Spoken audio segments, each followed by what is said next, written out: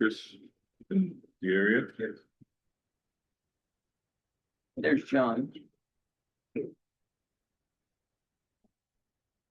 on in.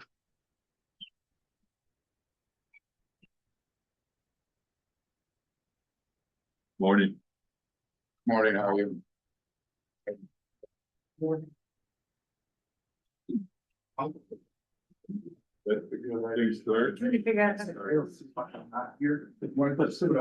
Is Trish out there, David? Yeah. We need her in here so we can get going. You are needed inside. Jeez. You got a line right now. Yeah, well, somebody else can play secretary. I don't know if the owl's gonna be up to it or something. Where's Chris? Is he around? Chris?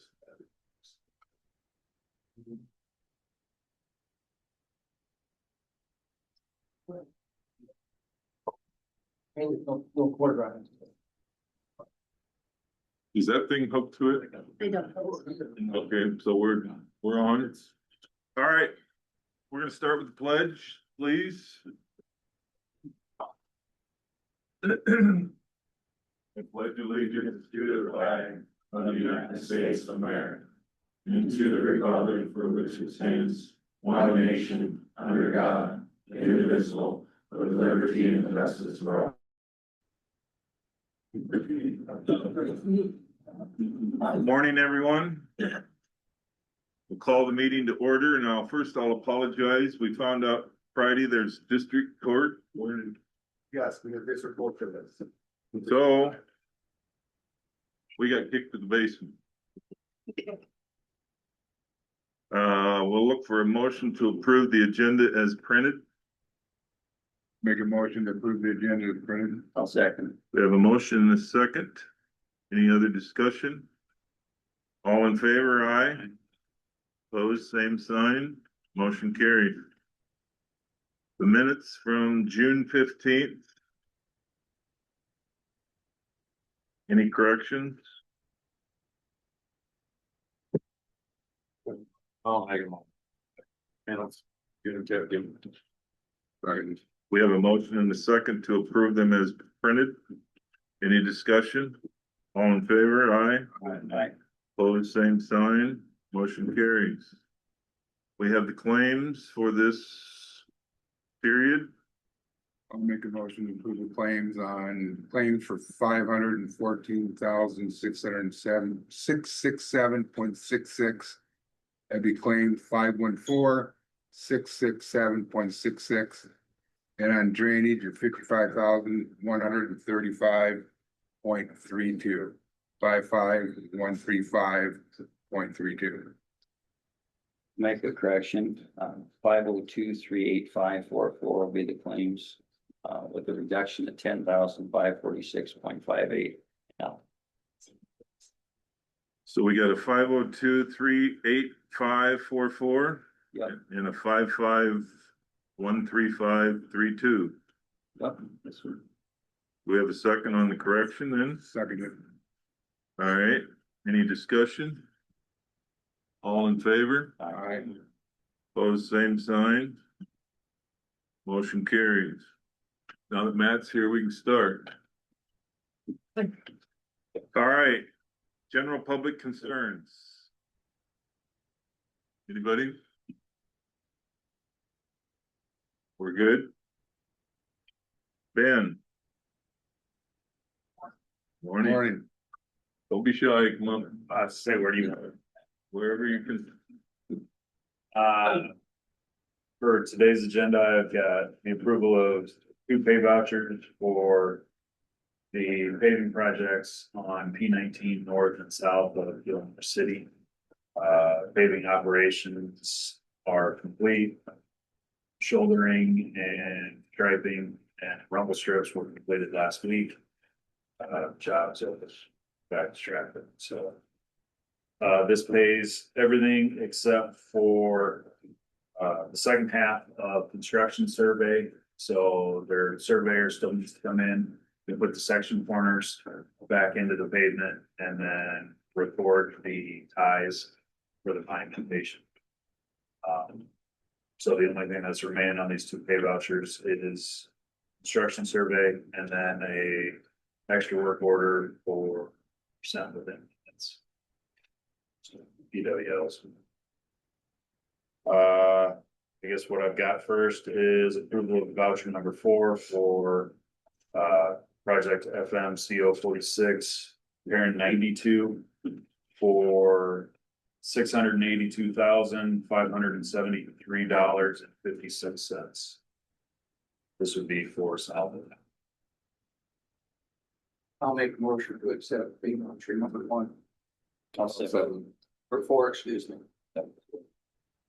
We have a motion and a second for the pay vouchers number 4 on the north and the south half. That's for Matthew. Any other discussion? All in favor? All right. Opposed, same sign. Motion carries. Can I sign this one? Yes. The second item that I've got is to approve voucher number 4 for project FMCO 46, parent 93. This would be north of town. Again, the same thing. Everything is being paid except for the second half of construction survey and the PW. Total is $1,000,000. $1,653.12.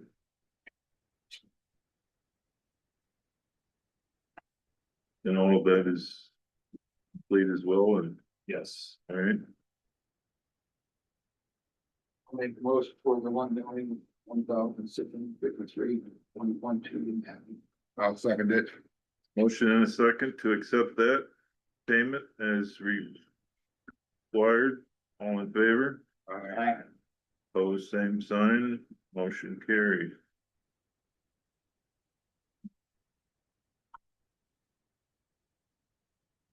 Two official items that I've got for you this week. As I notified you guys last week, early morning hours, Thursday, someone broke into our case, loader backhoe, fired it up, drove it about 50 feet and tipped it over into the ditch. So law enforcement is looking for anybody with any information over in Beaver Township that might have ring cameras that would have caught people. Looks at the tracks, there's either a rear wheel drive vehicle or a side by side that was out. So our machine is stood back up. We're in the process right now of trying to get it started. We don't know how long it ran on its side, if the engine is damaged or not. What was do you want to give the location so people know?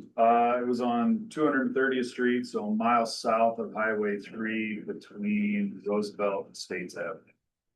So it'd be just east of the dredge ditch, roughly a mile and a half east of Ed Smith's house. You guys know it. So then in order to get out, to kick the windshield out to.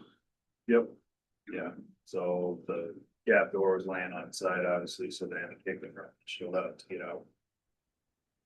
Was the keys left in or did they have keys? Keys were in the vicinity. Not in the ignition, but. They finished a tile repair the day before towards the end of the day. Didn't have some time to bring the machine all the way back to town. Don't you normally put them in a building site? We parked it in a oversized driveway. One of Ed Smith's oversized driveways, so I believe we had more work to do over in that area. So it's just for safety reasons, you don't put it up into a Individual yard. If we've got someone over in the area that we've worked with in the past, yeah, we have parked it up and everything.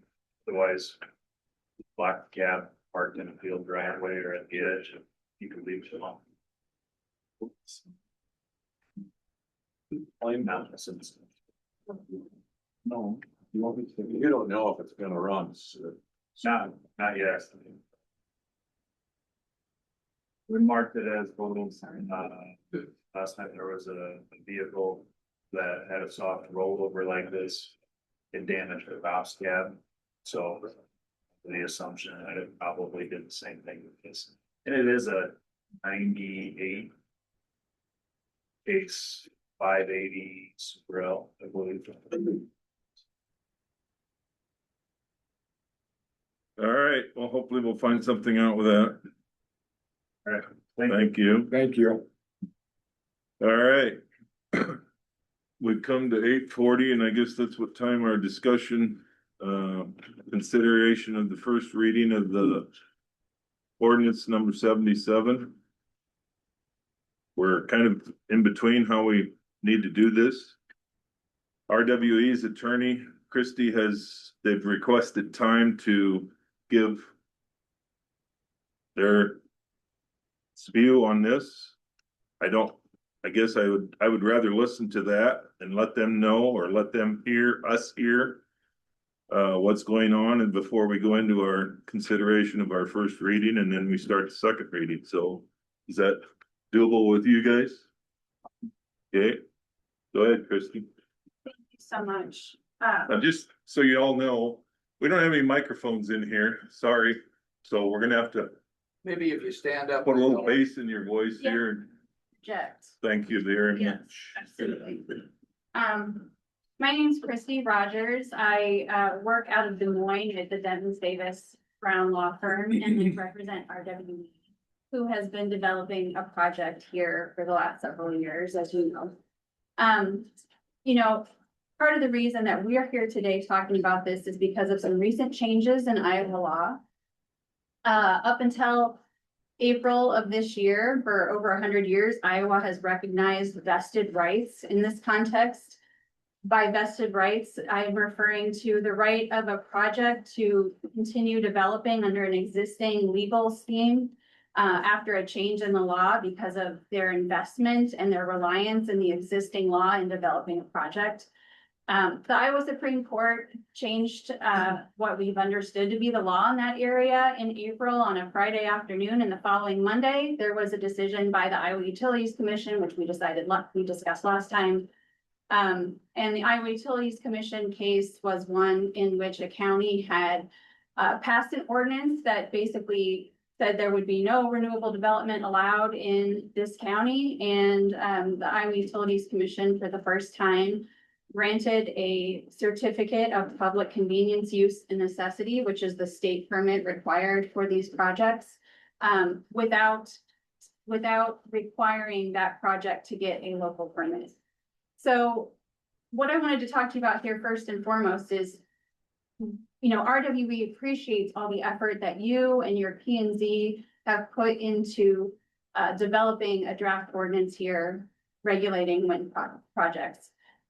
However, in its current form, the current wind ordinance draft that you are considering right now is unworkable for any commercial wind project, and I can explain why in a few minutes. But first and foremost, I want you to understand that you can continue on this process and enact an ordinance and still consider an alternative path for the RWE project. RWE has been developing this project for so long, and at this point, in order to continue the project advancing forward and to be able to finance the project and that sort of thing, RWE needs legal certainty. And whether that's in the form of an ordinance, or it could be in the form of getting, the same sort of ruling from the Iowa Utilities Commission that other project did. But even if RWE goes to the Iowa Utilities Commission, which it feels like it probably does need to do to get that degree of legal certainty, that doesn't mean that RWE couldn't enter into a private agreement with the county regulating this project that would go above and beyond anything that the state law requires.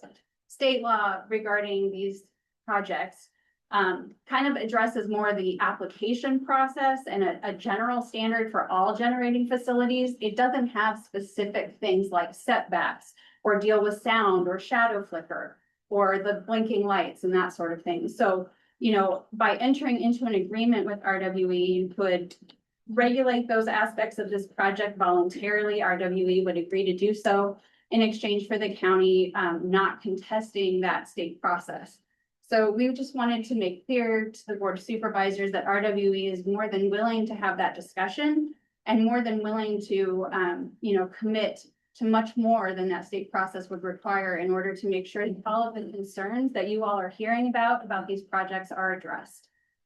That would include, you know, from RWE's perspective, we understand that you would of course want legal counsel advising you in such an agreement. Should we reach such an agreement, RWE would be happy to pay for that for the county.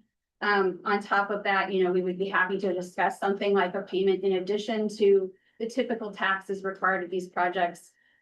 We understand there's an administrative burden involved in that sort of agreement as well. So that's just a kind of a preface to the discussion of the specific ordinance that you're considering.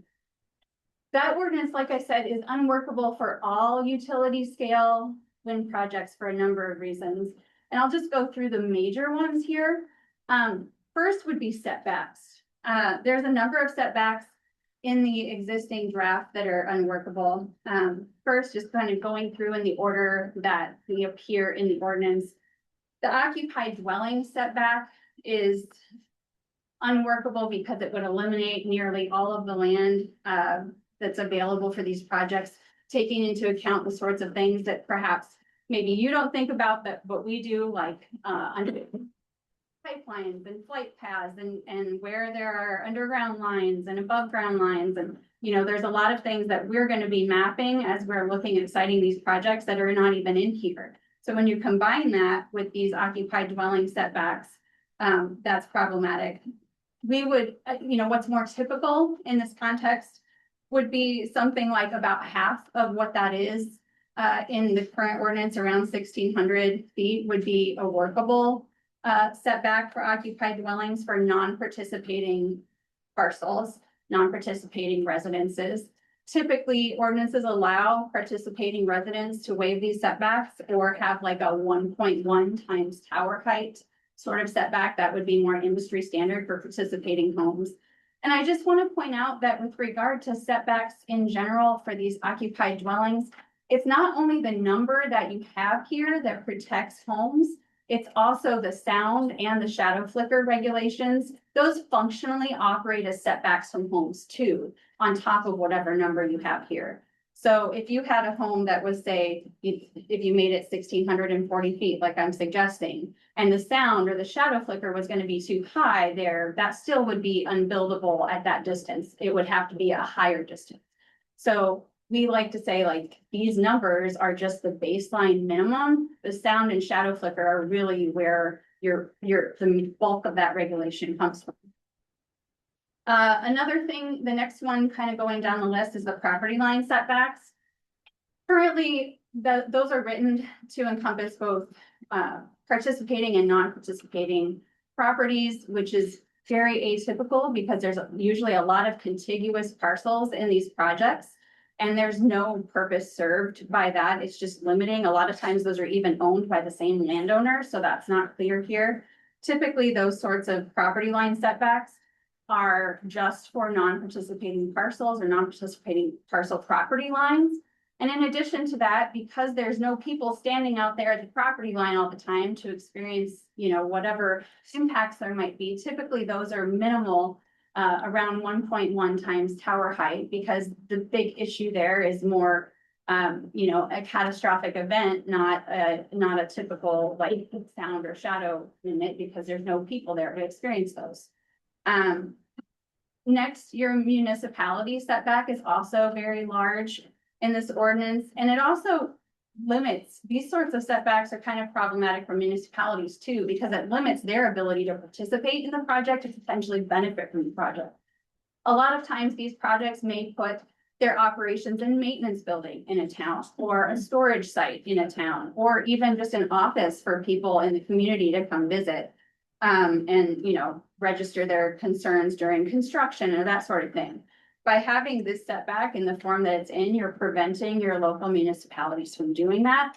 In addition, the way that it's written, it applies to all zones within those municipalities. So not just residential zones, but even commercial or industrial zones that maybe don't need that sort of setback. A 1 mile setback is more typical or more in alignment with industry standard than what's here. To the extent that those do exist, and usually there would be an exception for, you know, an agreement or, you know, entering into or getting a permit from that municipality. The next, setback I want to talk about is the one for major rivers and public areas. First, I just want to make clear, all of these projects are cited after a number of environmental studies looking at both endangered species and habitats, and also just natural environment, like features of the environment that folks enjoy. You have a nice list here of things that are important to the county, and RWE certainly would not want to cause any problem or prevent people from being able to enjoy those. But there's the setback here is so large that it would eliminate the majority of the county as a potential place for these projects, given that the distance of the setback plus the number of things you have here. If you were to make that closer to 3/4 of a mile, that might be doable, with the exception of the last item on the list. Other parks and public areas not listed is simply too uncertain for any company to rely on in citing a project. You know, if somebody has a private piece of land that they make open to the public and they put a swing set on it, is that a park? Is that a public area that counts? It's not clear from this ordinance. So we would ask that you consider eliminating other parks and public areas not listed from the list, and also reduce that setback to make it a workable setback. The county line setback is a little bit confusing. It's not clear how that protects Humboldt County first and foremost. But even if there is going to be a setback from the county line, this setback is exceedingly large, and again, needlessly, without having any benefit to the public, would limit the placement of these sorts of facilities significantly. Something more along the lines of 1.1 times tower height. If you were going to have a county line setback at all, we would suggest would be more appropriate. Again, because there's not people standing in these areas just that would experience any impacts that you seem to be wanting to protect from. Cemeteries is another one that's difficult. You know, obviously those are places for quiet contemplation, and it's very important that people not be disturbed there. But a 1 mile setback is larger than is needed to accomplish that, first of all. But second of all, there's no list of cemeteries here. And again, you get into the problem of what all counts as a cemetery. Is a family burial plot that's been around since the 1850s, a pioneer cemetery, count as a cemetery that this applies to or not? That's unclear. It also prohibits the ability of these cemetery owners, should they wish to instead negotiate, say, for a screening. Some might prefer to have, you know, a nice row of pine trees along the edge of their facility rather than have such a large setback. And by having such a large setback, you're making it impossible to site in a large area of the county, but also not allowing those cemetery owners to be able to consider what they might prefer. If you are going to have a cemetery setback, we would ask that you list the cemeteries and make it a 1/2 mile setback as opposed to the distance that it currently is. Last but not least, I want to talk to you about the setback from drain tile and drainage ditches. As you know, and as is referenced in this draft ordinance, Iowa Code 468-186 already allows for drainage district trustees or boards of supervisors, if there are no elected trustees, to enter into easement agreements with anybody who's building any kind of a line or linear infrastructure that would cross over or under the right of way of a drainage district tile line or a drainage ditch that is run by a publicly owned drainage district. Part of the issue with the setback here is, one, that it's not clear where drainage ditches operated by public drainage districts are, A. B, the same is actually true in Iowa of our drain tile. We have very old drain tile, and often even public drain tile gets discovered during the process of building facilities. So this kind of, that creates a risk there for companies that are looking to site projects. But also, I just want to point out that these are typically the requirement in ordinances for drainage infrastructure is typically that it be repaired if it's damaged, and you know that the company enter into a drainage district agreement to cover that and address that repair. And that also has some benefits for the drainage districts because it allows them to negotiate for, say, improving facilities even as part of these. Often, you know, we might come into an area, and if there is public drain tile there and the drainage district, you know, representatives and trustees are interested in improving the drainage infrastructure in the area, this is a way for them to do so without it costing the people whose land is benefiting from that drainage district, without it being assessed to them as part of their property taxes. So by having this setback here, you're preventing the ability of drainage districts to do that.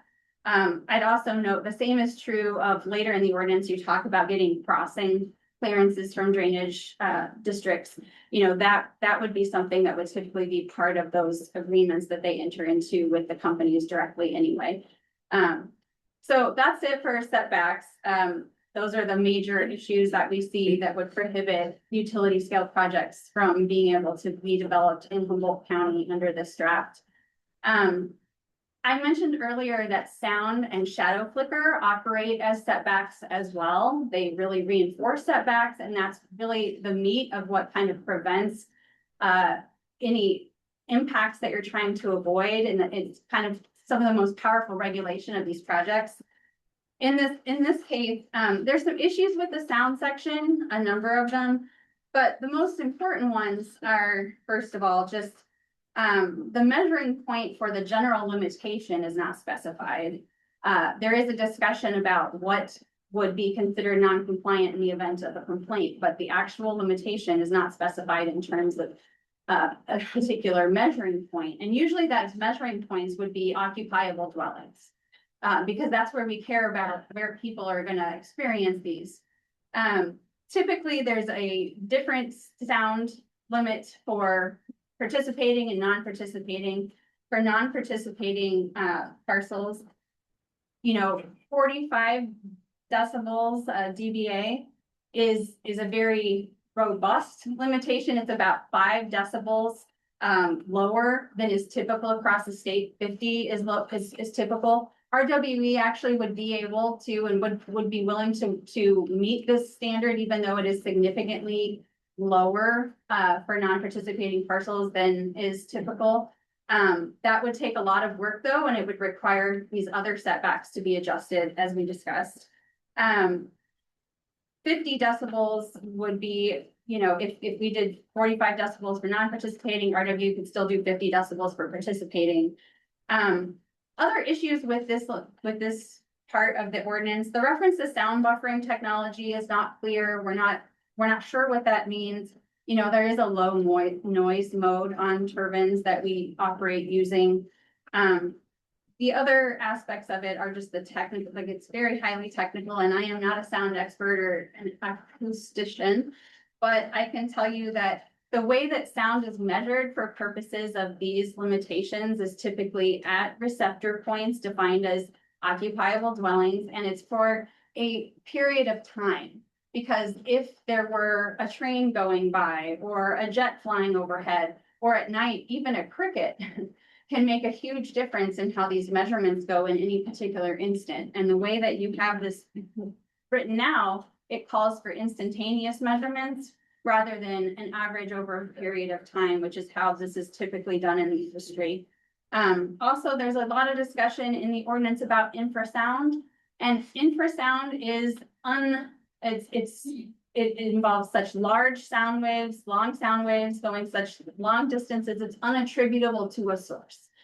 This is, you know, we could get experts here to talk to you about this if that would be helpful, but it is not something that's regulated across the industry, because even a grain bin anywhere in the area or a grain dryer or anything that makes any noise at all that is kind of at a sub hearing level could be making infrasound. And so infrasound is just normally not part of these and is one of the things that makes this ordinance unworkable. With regard to shadow, typically this is something that is only regulated at non-participating occupiable dwellings. The industry standard is up to 30 hours per year total. And that would be in an estimate that's produced in a kind of, and same thing with sound, by the way. That's these are both things that before the turbines are sited, an expert would look at the area and come up with like a very conservative estimate of what the maximum sound or the maximum shadow would be at a particular location. For sound, they would do that assuming that everything would echo. That there's nothing that would buffer the sound, like no vegetation in the area, no buildings that would block sound. For shadows, same thing. They'll assume there's no vegetation that would block things. They'll assume the days are going to be mostly sunny. They'll look at some weather reports over the last several years as well. And the way that these shadow hours work when they do come on residences, it typically is at the very beginning or end of the day, and only for a period of time typically in the summer. And you'll see kind of like a curve of the shadow at each particular residence, and it might be 10 or 15 minutes for early in the morning or late at night at the peak, but then it'll be dwindling down from there, and it'll add up over the course of the year. It's possible for there to be for that to be estimated and measured over the course of the year, and for mitigating technologies to be implemented should any house non-participating occupiable dwelling end up averaging or looking like it's going to hit over that whatever the limit is for that year. So we would suggest 30 hours per year with mitigation required if it's appearing that somebody's going to hit that. And it may be possible to reduce that a little bit for the non-participating occupied dwellings, but typically that would be something that would be addressed in the private agreements between landowners and the company owner with regard to participating parcels. Another issue in the draft ordinance concerns electromagnetic interference. This is something that we always test for in advance or look for in advance. We would get independent consultants to come in and look and make sure that the placement of all of the proposed turbines is not going to create electromagnetic interference, and certainly not with any emergency signals and that sort of thing. But on top of that, when there is a provision that's kind of set in place and to enforce that, and to enforce like a non-interference requirement, typically that would involve having a third-party expert consultant come in the case that there's an alleged, issue with that, to evaluate whether there is an issue. So the way it's written now, there's some discussion of like, if there's deemed to be an issue and if that sort of language does not provide the sort of certainty that we would need, that there's going to be actually an objective look at whether or not there's actually an issue before some sort of mitigation is required. And then there are mitigating technologies that could be tried before like rescinding a permit if there were interference found. So we would ask that those things be incorporated. With regard to aircraft detection lighting systems, ADLS, RWE is very supportive of ADLS. ADLS, people love ADLS. Nobody likes to see the very like bright red blinking lights all over the horizon, and this is what would reduce that.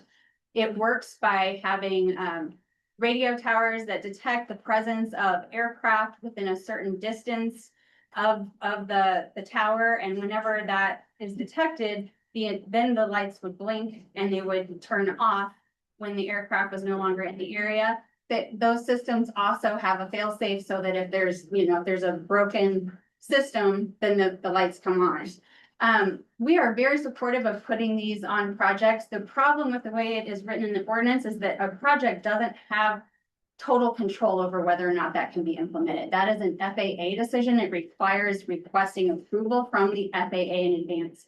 So what we would ask about ADLS is that there be something added in here that would say it's required if the FAA approves it, and all other federal or state entities requiring approval of that sort of thing approved it. Otherwise, it would not be required, you know, it would just be required that the company apply for that. The next issue I just want to talk to you about is the requirement to have a separate application for each participating parcel.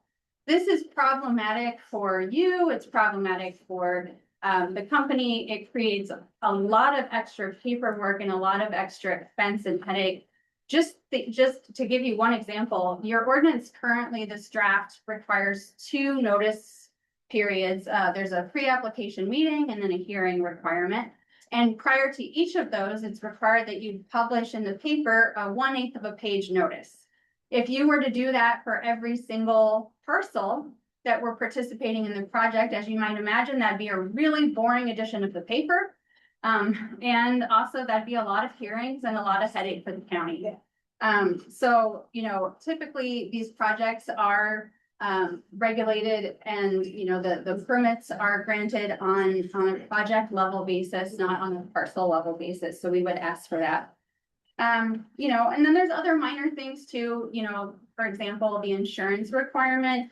Of course, we want to have insurance covering whatever you need, but the way it's written, it specifies the exact type of policy that it has to be. And there are other types of policies that can provide the same or as better coverage that, you know, we would like the ability to look at that. The fees in here are also on the high end because there's a separate $5,000 per turbine fee plus a $7,500 building permit fee per turbine. But, you know, again, I think in the instance of this particular project, we have worked so hard and invested so much money into it already that RWE would be more than happy to pay make a sizable payment in addition to any taxes that would be due while the project were operational, should the county wish to discuss entering into an agreement like we discussed.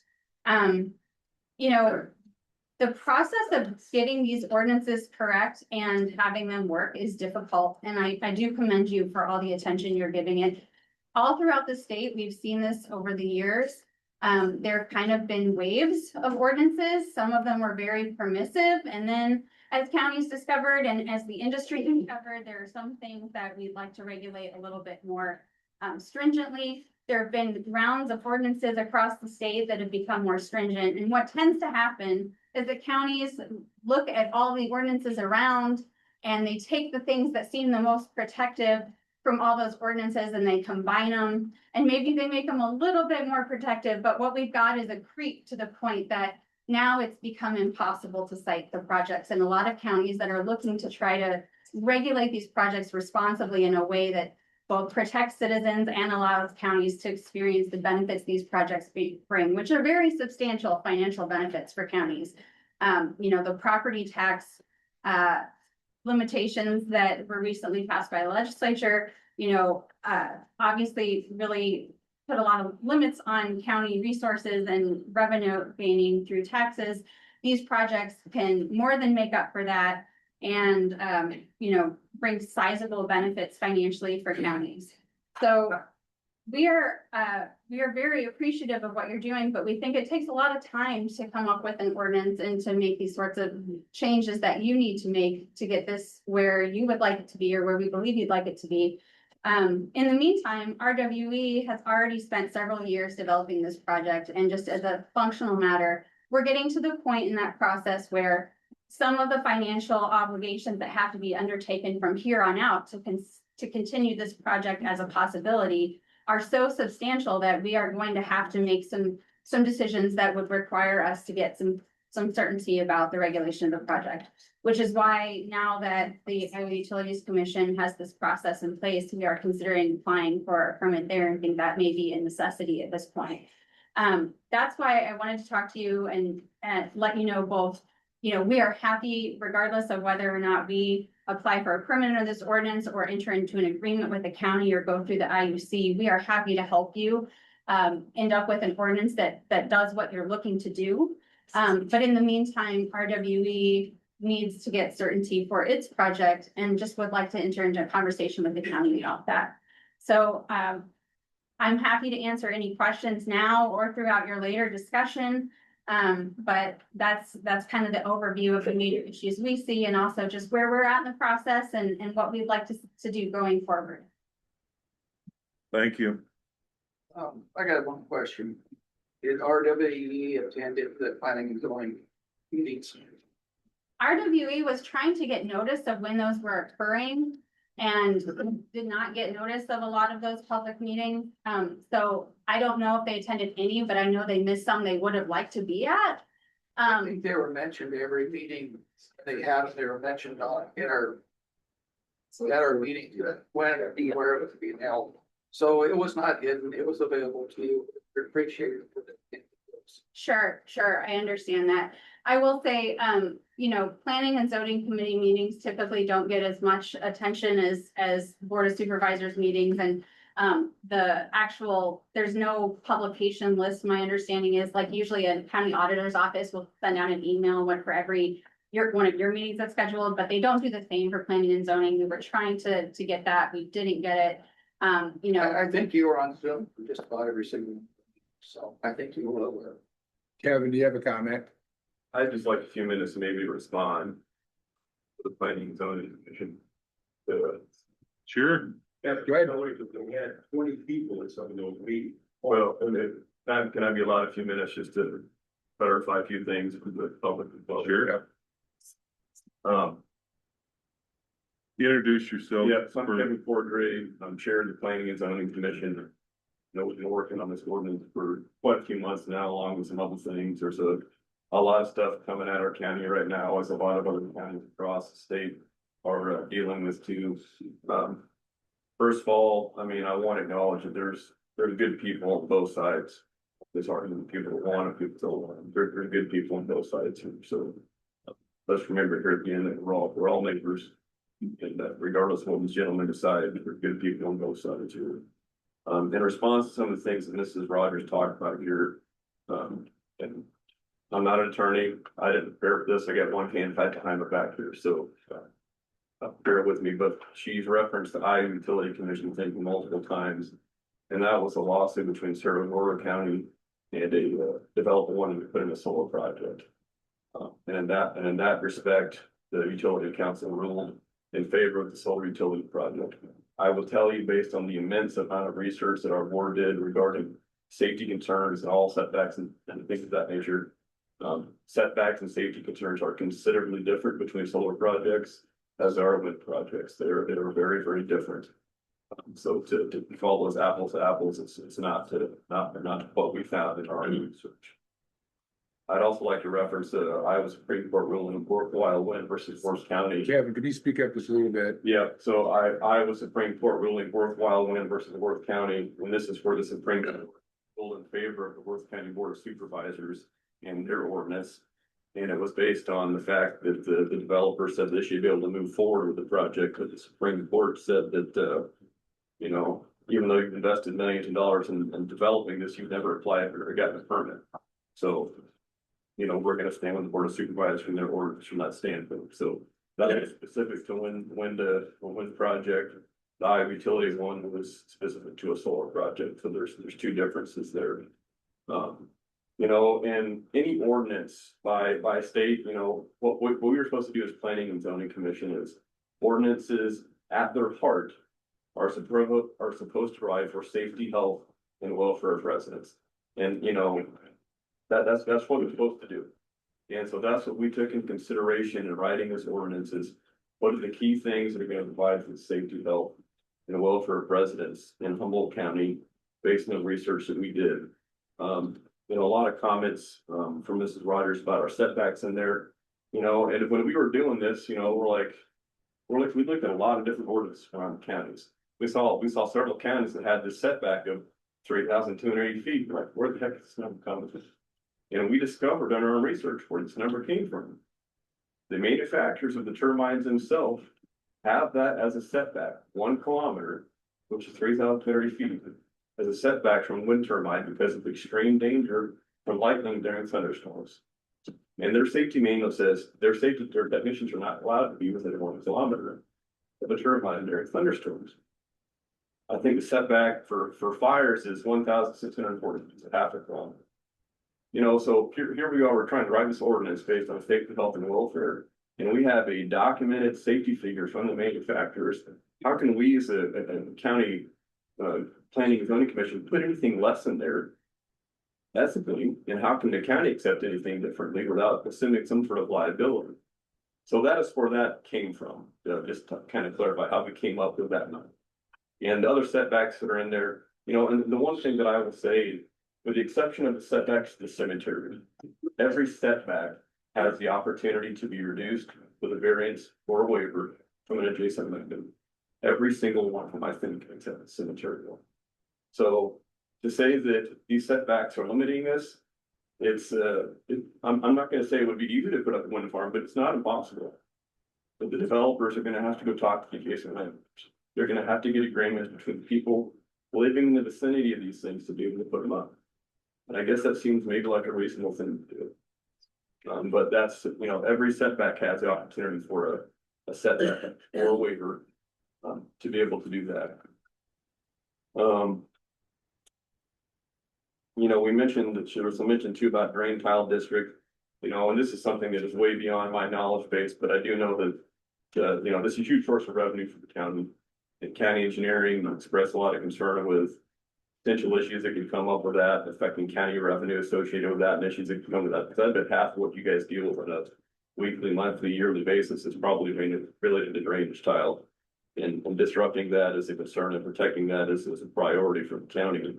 And that's why that setback is what it is in there. Regarding sound and shadow flicker, you know, sound, you know, we've got two different sound measurements in there, dBA and dBc, and without getting too technical, you know, those are based on your sound frequency and, you know, and all the different things. And dBA is a very good sound measurement for mid to high frequency sounds. It is not a very good measurement for low frequency sounds. And the wind turbines put out low frequency sounds.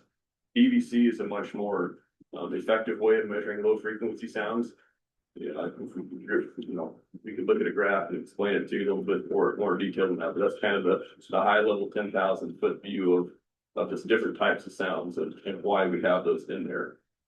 Regarding shadow flicker, you know, again, this goes back to you know, the standard that was mentioned of 30 hours. And our question on our board was, whose standard is that? What international organization is creating these standards of sound and shadow flicker and setbacks? So what international organization has created these standards? There isn't one. It's just developers have created these standards. Okay. And again, when we go back and look at safety, health, and welfare of residents, you know, if I'm looking at welfare and health specifically, I don't think any hours of shadow flicker are appropriate. And the technology exists to make that not. I mean, all they get to do is program it in software and shut them down certain times of the day and let them shut it. But that's a very easy hurdle to overcome for wind developers. You know, and we did look at a lot of ordinances from other counties around the state. We try to be as comprehensive as possible. You know, I'm not going to say or tell you that what we have is perfect. I don't think any county has what we have. But any county has is perfect. There's a lot of counties around the state that have sprayed out moratoriums banning this. You know, supervisors indicated they didn't want that. They wanted an ordinance. So we took that upon ourselves. We created an ordinance, tried to create some kind of balance in it. So we've got large setbacks, but we've got opportunities for setbacks for waivers and variances for every single one except for cemeteries. We'll try to provide some kind of balance for those who do and those who don't in this particular situation. Regarding aircraft detection systems, I mean, I think it is our intention that if these things get built, we want them equipped with the technology to be able to shut them off, knowing that that is not an actual requirement right now by the FAA. But what we don't want is for that requirement to be put in place by the FAA or the FAA, and then it be an extended period of time before the wind towers would be retrofitted to be able to implement that technology for aircraft detection systems. The application process, you know, it's extensive. I mean, like she mentioned, it's extensive. A lot of that was pulled from what we saw other counties doing, trying to avoid issues where there was not full transparency to the public of what could go on and what might be going on. So just trying to provide full transparency for everybody as far as the project that was going on. You know, and the comment about is as far as the project being based on individual permits versus a blanket permit. You know, this permit's gonna fall in the laps of our Board of Adjustments, and they are just like our planning and zoning commission, they are volunteers. We spent way more time in the last year on this board than we probably spent the last 5 years combined. Probably triple, actually. And to put a blanket permit for this huge of a project in the lap of Board of Adjustments, it's just unfeasible for those people as volunteers and people in the community to do their due diligence in evaluating a project. It's gotta be broken up so that it's manageable for them, because they are the ones that issue the permit. Supervisors are not. They are the ones that issue the permit, that board. So they need to be given the opportunity to evaluate it and then do it correctly without it being too much at one time. Regarding property tax, things like that, you know, the one big question we have here in this county, and it's talked about all the time, is we don't really know how much money this may or may not be that they bring in. Like nobody can figure that out. It hasn't been determined yet.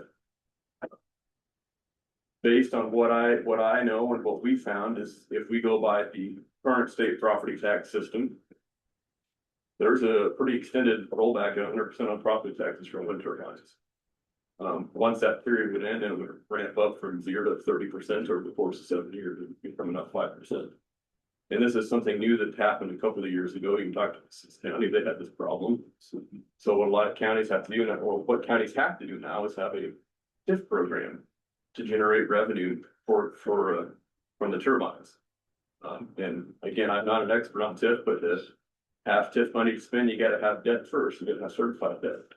So you gotta have, more restrictions on how you can use that money. So there's a lot of things regarding potential revenues that county doesn't know, and we don't have a good handle on. And, so we have to be very careful moving forward with that, so. That's all I have. I hope that maybe answers a few questions.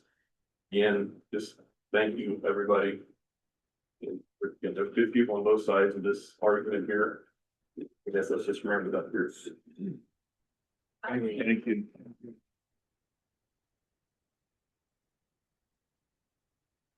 If I could please respond to a couple of the. You got it. No. You talked too long anyway. Yeah. Here we go. Here. We are going to move forward with the consideration of the first reading. Gentlemen, I'll make the motion to close the first reading and open the second reading. Seconded. we have a motion and a second to close the first reading and open the second. All in favor? Aye. Pose same sign. Motion carries. We are opening the hearing at 9:22. Is that what it says? 23.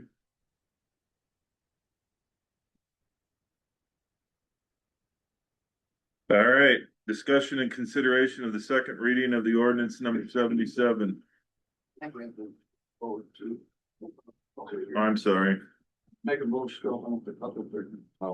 didn't we just do that? We did, but we have to have, that's when we listen. It's got a process. Okay. Bob, Aye. Mike, Aye. Dennis, Aye. Rick, Aye. we're all ayes. Okay, First reading. I thought we already did. That was my question. No, we didn't. That we did. That was the purpose of having. All right. That was the reason. Sorry.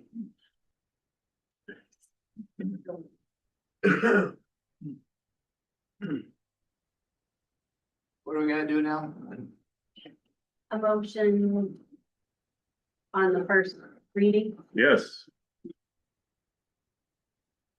Are you gonna accept the first reading? Oh, I'll that's what make a you're looking motion to for. accept first reading. I'll second. We have a motion and a second to accept the first reading of ordinance number 77 from May 26, 2026. All in favor? Aye. Opposed, same sign. Motion carries. So number one is done, right? Yeah. We need to roll call. Bob, Aye. Mike, Aye. Dennis, Aye. Rick, Aye. we're all ayes. Now, let's try the second time for public hearing, second reading We will make motion to open the public hearing for second reading of ordinance number 77. I'll second that. All right, we have a motion and a second to open the second reading of ordinance number 77, and we'll do it at 9:25. All in favor? Aye. Pose same sign. We need a roll call on that, Trish? We don't? We're good then?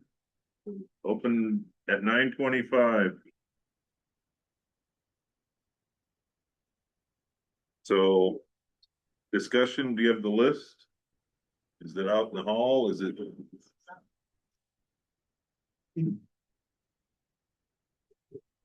Has gone. Oh, let's reread it. Just. Linda, thanks.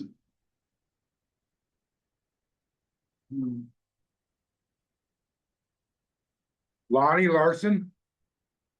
2 minutes, Where do you want me? right up here and fine. And make sure you speak loud so everybody can hear you. They have their phone on the, Maybe have their phone on for minutes. you could probably face them or stand sideways or Whatever you wanna do. however you want Loud. to do it, as long as you want. Pretend you're yelling at your phone. I've a lot of experience calling the hogs and the dogs, so I think you can hear me. Thank you for time again today. We find ourselves gathered here to continue contemplating our direction. Clearly, there are different sides and opinions of the wind energy development. I said to myself this morning, Lord, help tame my tongue. So I'll try to do that. There has been a hint that not allowing wind energy turbines operating in Humboldt County would somehow mean, quote, we would be left behind. Perhaps now would be a good time to reflect and review. Think about where we are, who we are, and where we started. Founded in 1863, growing since 1863, home to an agricultural powerhouse, diversified industry known for world-class products, success in countless sectors, vibrant amenities, and a record of innovation and growth. This is all evidence of a caring citizenry who recognizes opportunities, who capitalize on economic development, who make things happen utilizing the tools of economic development programs and projects. Additionally, one other tool, a roadmap, a guideline. We know it as ordinance number 77. I'd like to take a minute to thank Chair Cordray and all his commission members. They've done a wonderful job. Kevin, you're very charitable and professional. This roadmap is the product coming from hours and hours of work done by the Planning and Zoning Commission. This is a group of dedicated, astute stakeholders, people who live here, work here, build their lives here. They researched, consulted with multiple other counties, capitalizing on their experiences. What a wise approach. Their experiences with wind energy projects. This ordinance emphasizes care for our people, our land, our landscape, our lifestyle, protection for our future. It does not prohibit wind development. Might make it difficult, but who among us hasn't had difficulties? Ordinance number 77 is a good product, a valuable, workable guideline. A vote for ordinance number 77 as submitted is the right path. Thank you for listening. One quick question for Ms. Rogers. And I haven't met you, sir. Tim. Tim, RWE. Could you take just a quick second and share with us your experiences concerning you or your family's safety, health, and welfare living among the turbines. I assume that you do that, live among the turbines. Ms. Rogers, would you like to go first? I would. If I had land and were able to have a turbine on that land, I certainly would do so. I've been working on these projects for 10 years. Most of my family is rural. I'm an Iowan, born and raised, but no, I do live in Des Moines right now. And unfortunately, I don't have that land, so I don't have a turbine in my yard right now. I'm not surprised. Okay. Thank you. Tim? I live in a residentially zoned, and they still very up cities. Yes, it's not possible where you're. I don't land, yes, I'd be interested out ever in countryside. And look. You spent a lot of time with us again today. Schooling us on a lot of legalese. And I've heard some upsetting, comments. And I tried to, be tame about this. But, I have a hard time listening when you try to tell us about all the hard work that you've done on this project for a few years. We've lived here. We know about finances, spending money, difficulties. Enough said. Thank Thank you. Thank you. Jerry West?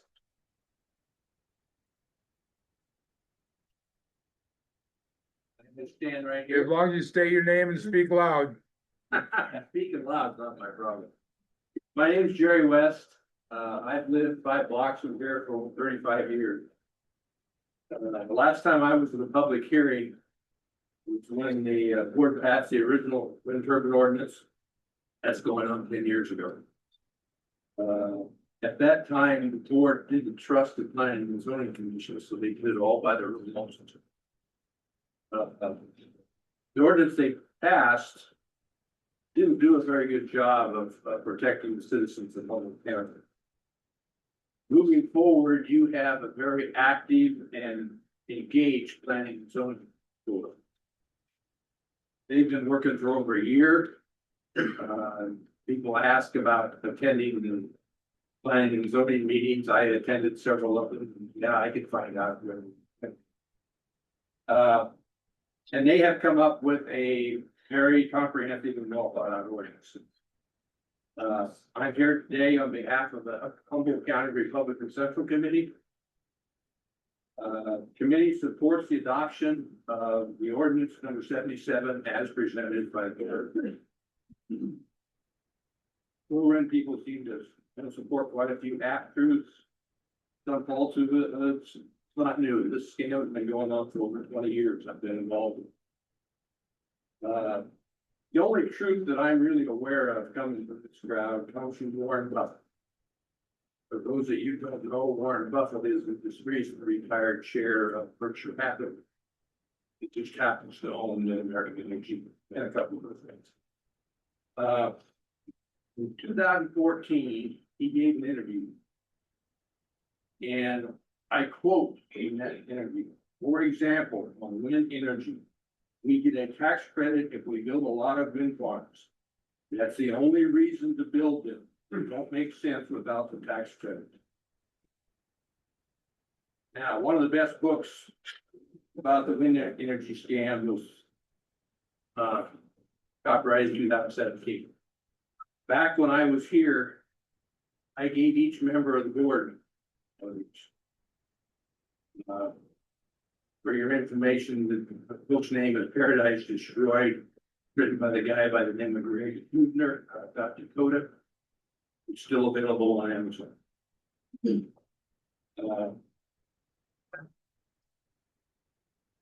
Couple of you were here then. I'm quite sure you probably wouldn't have been able to. There's no valid reason to allow these abominations that we all will pay for with our tax dollars. So I'll count. These proposed regulations will help to make sure we don't have to live with them at least the next generation. This is what would benefit very few, most of whom don't even live in Humboldt County. Thank you. Thank you. Thank you. Kevin, 4 days next. Yeah, I just had one thing, actually, discovered a minor omission in the ordinance here to be under section 4.6.4 under airports and airspace. And in communication with the city of Humboldt and the Humboldt County Airport Commission, there was one small thing they wanted added to that. But I just want to get on record, I think should be added. And it'd just be one extra line that says that approval of airspace from the FAA should be through the 7460 process following part 77 on any proposed structure. So I think we need to add that statement in there as it was at the request of the city of Humboldt and the Humboldt County Airport Commission. And I can get you that verbiage for you, Trish, to add to it. That was it. Thank you. I just asked Trish and she said, yes, she thought she had. Thank you, Kevin. Chad Burris, I'm Chad Burris and I'm from Windmill.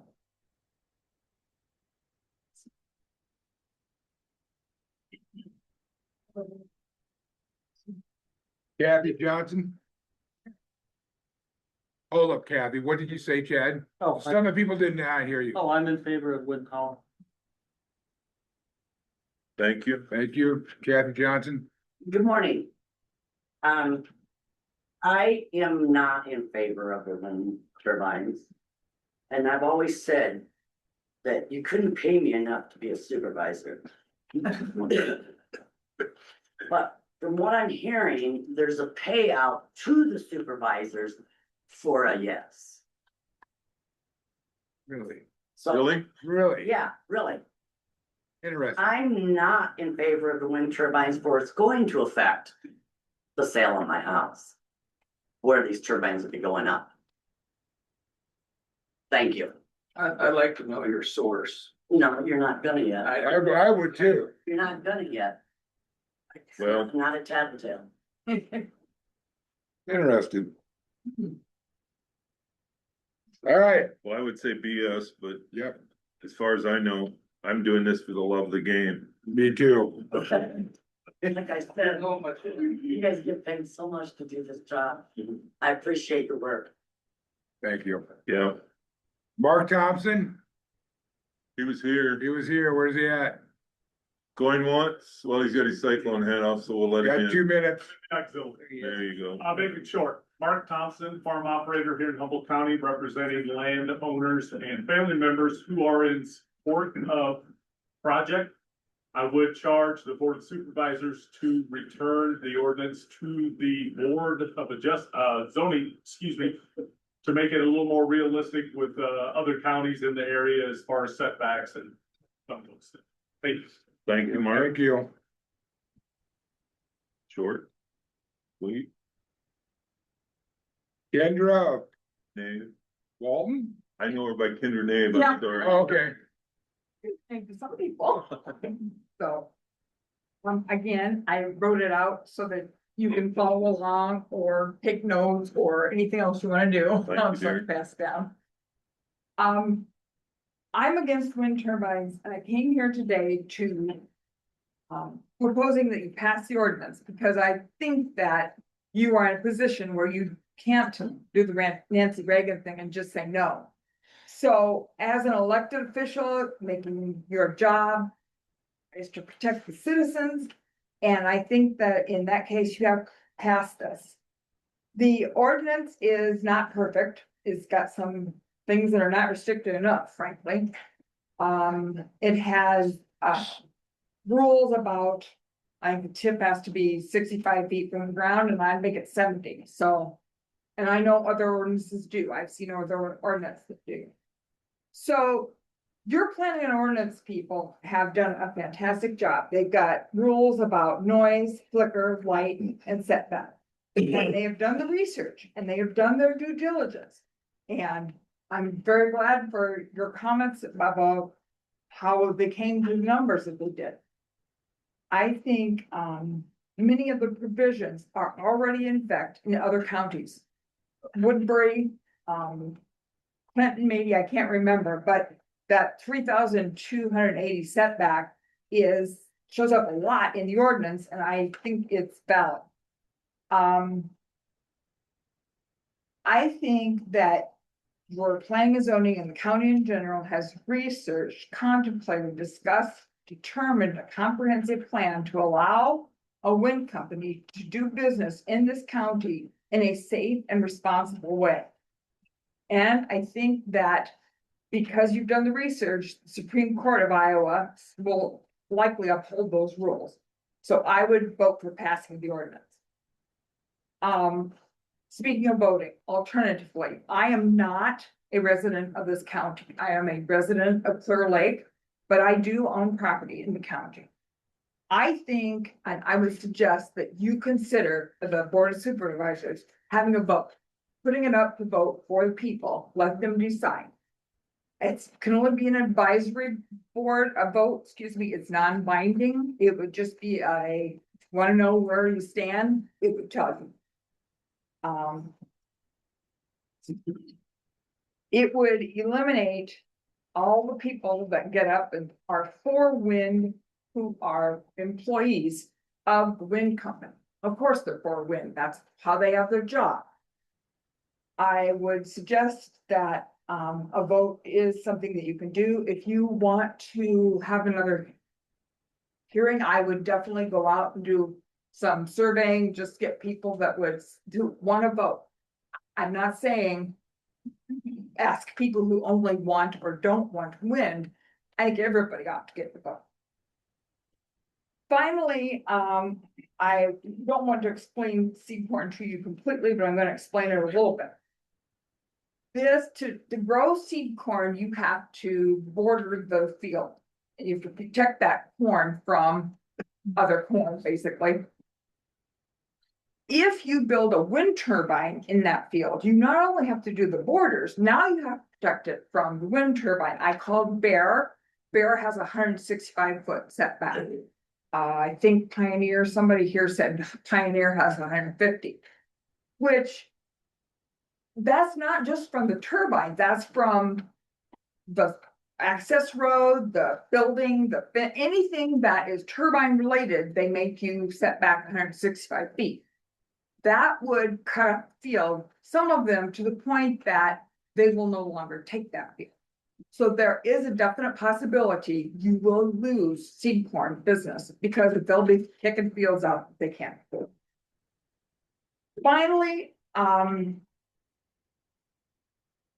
you want to put some numbers to this, it kind of makes some sense. You have limited 120 turbines. If that would be about some acres. If you take that out of production and you don't grow corn there anymore, that would be about 10,000 people per year don't eat beef. Because you could grow cattle, grow corn, you could grow cattle, you could grow beef. You can do the math, you can do the Google. It takes 10,000 people will not eat beef. It makes 48,000 chickens per year not producing in this county all along. So I want you to think about that. One final thing, I keep saying that, I'm sorry. The court in the Worth County thing said that there weren't any vested rights. They didn't do away with vested rights. There weren't any. What they said was, we don't care how much you spend, how much money the wind company has spent to get ready for this. They didn't have a permit and they don't have any vested rights whatsoever. Thank you. Thank you. Tom, Stillwater? Stillman. Sorry, Come on, sorry. that's okay. I was gonna give the zoning committee and with Humboldt applause too, because they did a good job to start off. I'm a firm believer 5/8 of a mile is not enough, but it's better than most. But a mile away from anyone's house that doesn't want them is more important to me. The guy said something about Warren Buffett, but he said something else in that same speech. These are not green, they're not efficient, but they're great tax breaks. So The noise level, I don't know what the ordinance says, but 30 decibels is a minimum that anybody should have to listen to all the time they're running, which they run probably 90% of the time. So, and then all people with visual intermission of the blade transmission, the shadow flicker, the lights burning, it is very detrimental to your sleep at night. And that causes health problems down the road. So I would recommend the best you can to get it away from you. The risk of fires. Sure, if the ground's black, you don't have much of risk of fires. But what if it happens in the fall of the year in a cornfield? And the wind's blowing 40 miles an hour? You're not gonna fight a fire on the ground. It's gonna spread for probably 3 sections before they can get it controlled. I firmly believe that that's a big problem in wind turbines. The next thing I know if from somebody that had one, they put in it, they cut a tile and they went under the house with a loop like that to make it work. That don't work on tile. It clogs up with dirt and it's done. I'm just so dead against these that they don't do what they say they do. They said they would fix all tile. They did fix it, but it went down in a loop. And I'm sorry about that, but that's the way they are. And pattern tiling is a big thing now. Thank you. Thank you. Lois, sorry. Lois Stone, thank you very much. I know this is huge and I do appreciate all you're doing to protect people and the impact on the environment, just and you know, our agribusiness. There's really, when you research it, the grid is, you know, the power grid. I really sincerely think there is no need for any more in Iowa. I have many times read that they won't even accept our electricity because we have over 6,500 of these in Iowa. So I don't think there is even a need for this project. There's costly damage to roads, tile, with action unbelievable from this massive equipment, and the soil can never recover from all of that and the road damage. They're not biodegradable materials they're using. There are a number of issues. One turbine is nearly the size of the Washington Monument and weighs approximately 320 tons.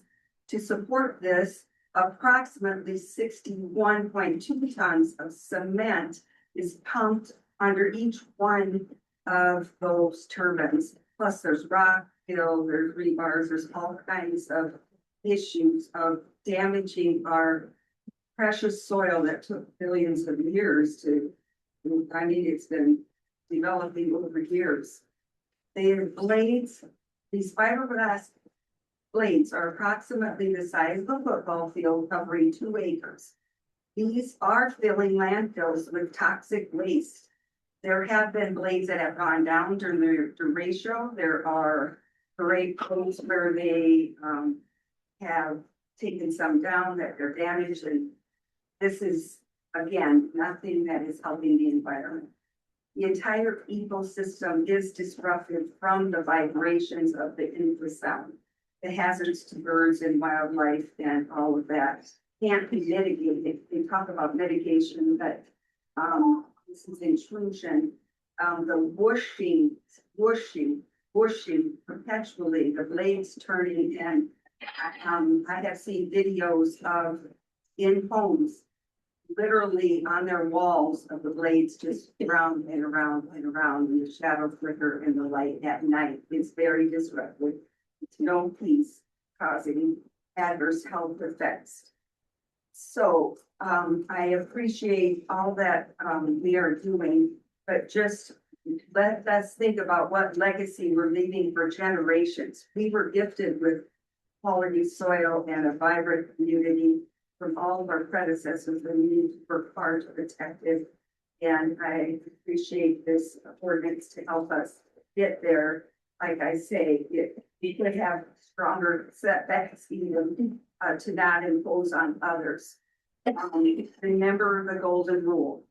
You do not impose on others what you yourself do not impose on you. So I appreciate you listening and thanking you very much. Thank you. Thank you.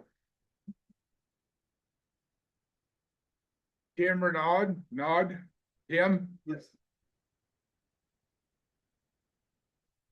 Hello, my name is Tim Rao with RWE, I'm a developer, representing over 70 landowners in Humboldt County who have signed a lease with RWE, who are supportive, and I'm here on behalf of their land rights. A couple things I want to point out. There was some safety concerns mentioned. If that happens to be from a installation manual, I believe was a Captain mentioned the lightning. If that's an installation manual, that's because it's under construction. Grounding's not completely set up at that time, so that's part of why they make those recommendations.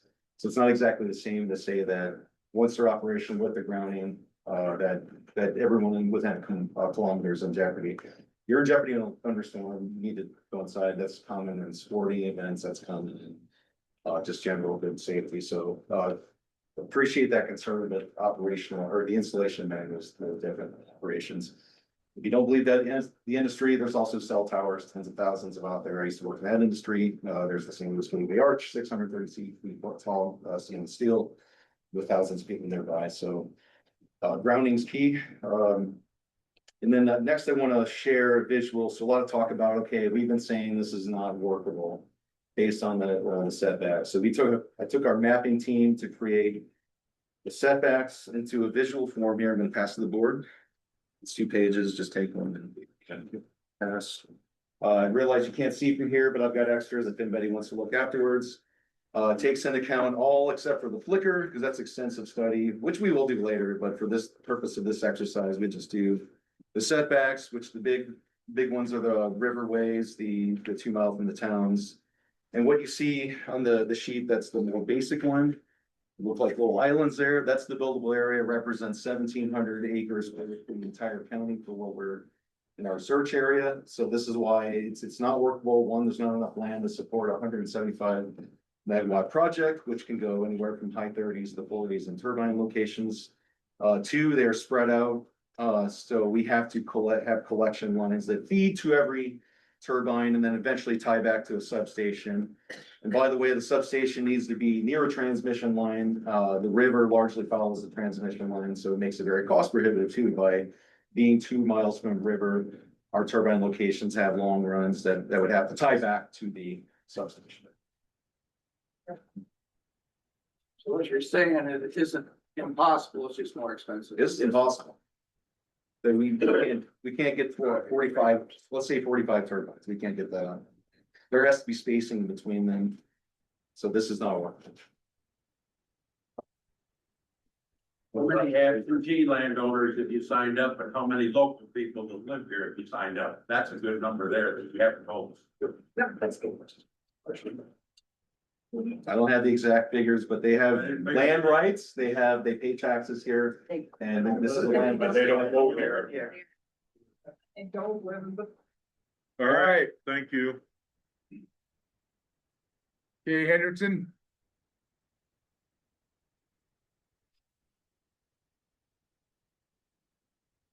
She's coming. Stay here. As long as you can speak loud.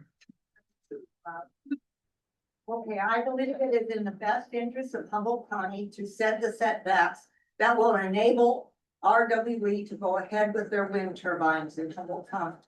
The money that is generated for the county will be needed soon, as we have been severely limited to what can be raised from property taxes by the north. Those funds will enable the county to keep our roads and bridges in good condition,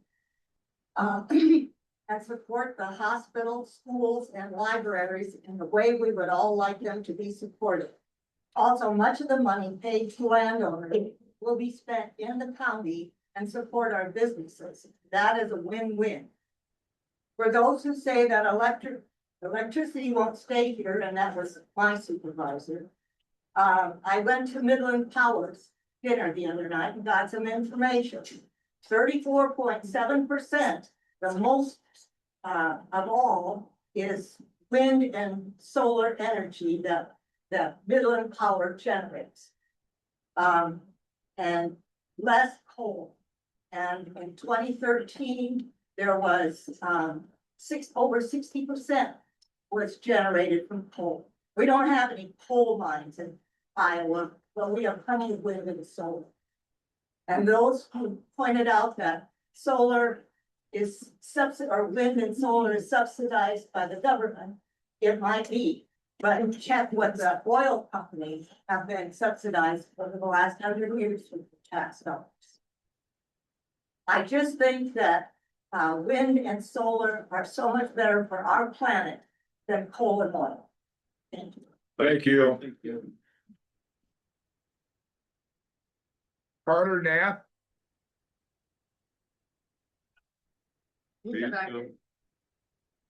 Perhaps a little bit behind here. Morning, guys. Morning. Yeah, few comments here. So I'm not a resident of Humboldt County.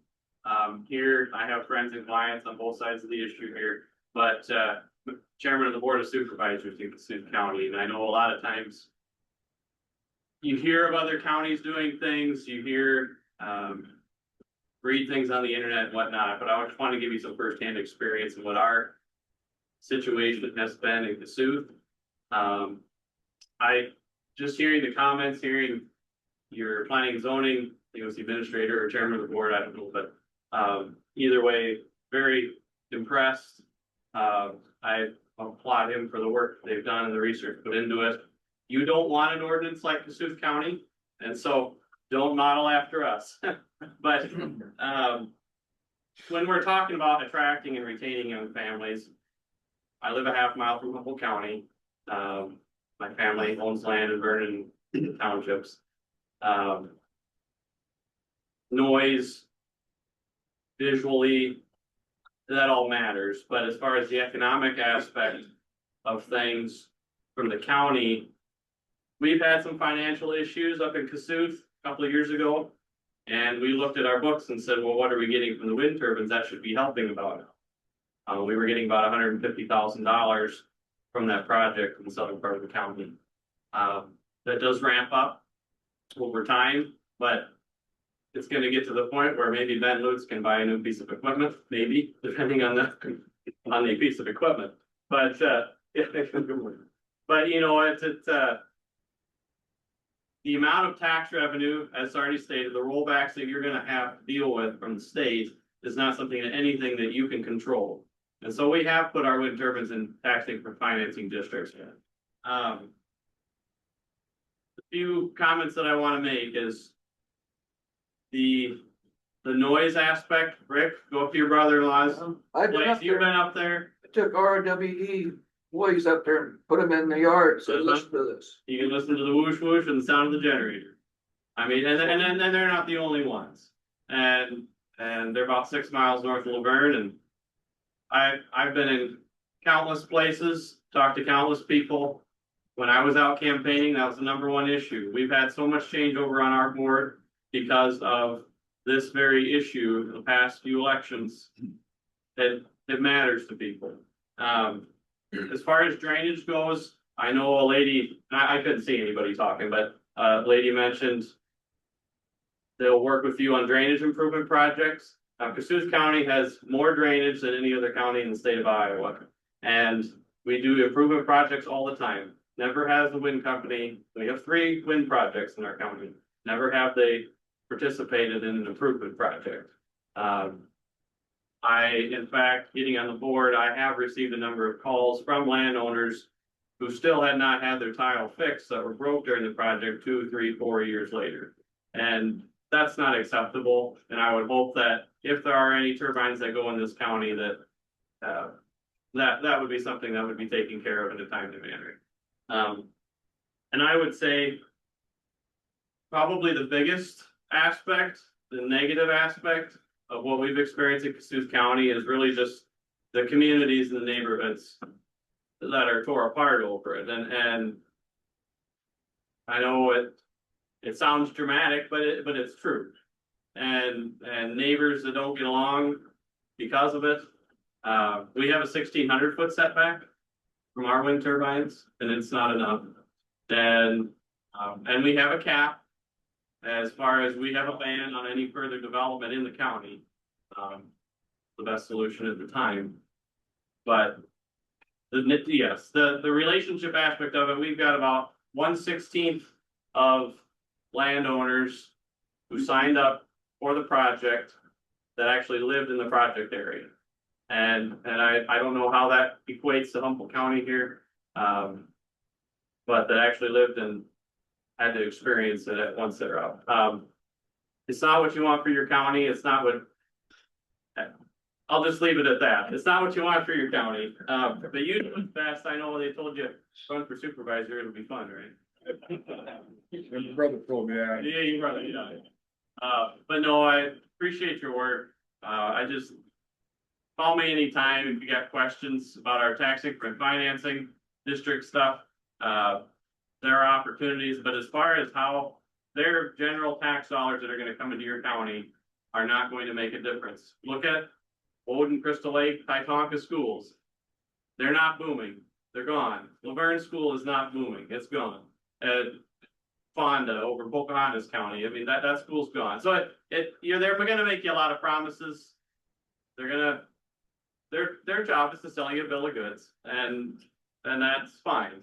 I appreciate that. That's what they do for a living, but it's, just be careful. I fully support your ordinance, but when I know about it, I think you're doing the right thing, and the waivers, you're on the right track with that too. Yeah. So you're young enough, you still have all your notes in the phone. We're old enough that we write shit down. Well. Could we get a yes, lesson I with was our in the phone? car before here, I thought I should have some notes written. Well, there you go. Your phone number is 3206066? 62. 62. 3206062. We Yep. appreciate you. Yeah, yep. Thank you very much. Thank you.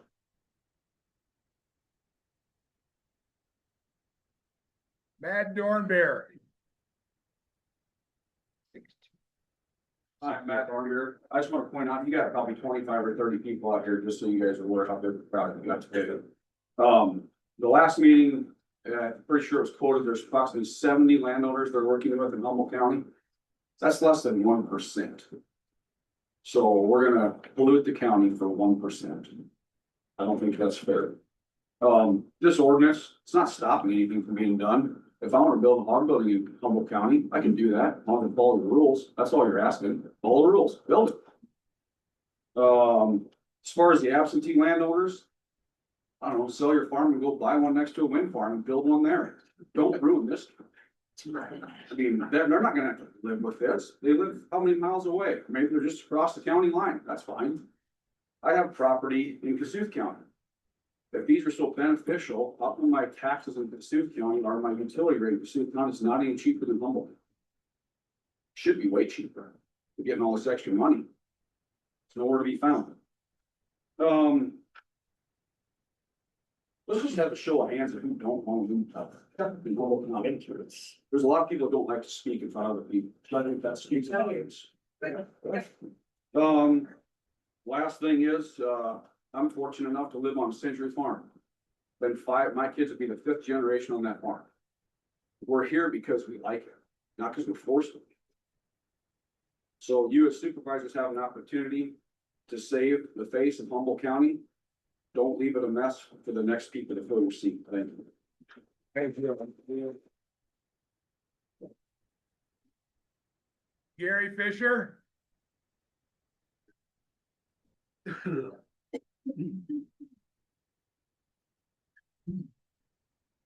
Speak loud, please, Gary. Come on in. And in the hallway, it's hard to know what's going on, what's going to say. Anyway.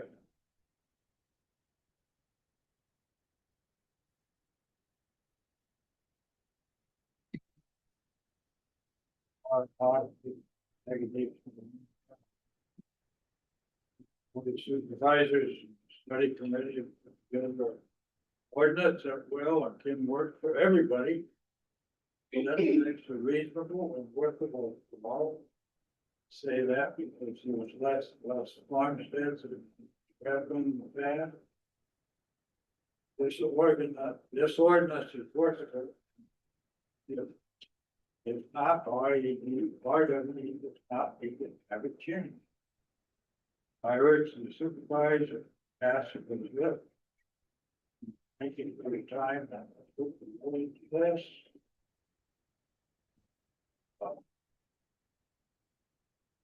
You know, instances where windmills have been. Good windmill has been hit by lightning. Scale of over some over 80 acres. Which can have nobody else. Or the police is there. Anyway, understand how it can be beneficial to the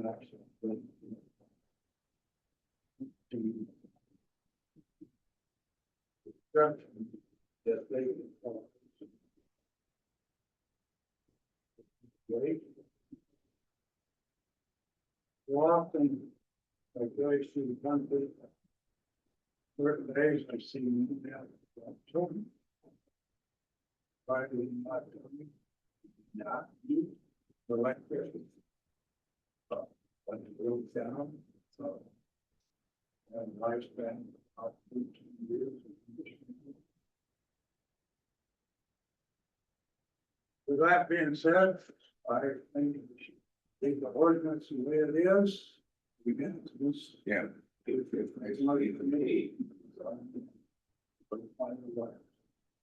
Thank you for your time. Thank you. Thank you, Gary. That is it.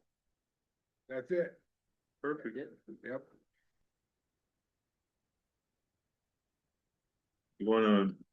Somebody wanna make a motion to close the public hearing? I'll make the motion to close the public meeting. So we have a second? Yes. Then a second. We have a second and, any discussion? All in favor? All right. Opposed, same sign. Motion carries. I got 10:08. All right. Discussion and consideration of the second reading of ordinance number 77.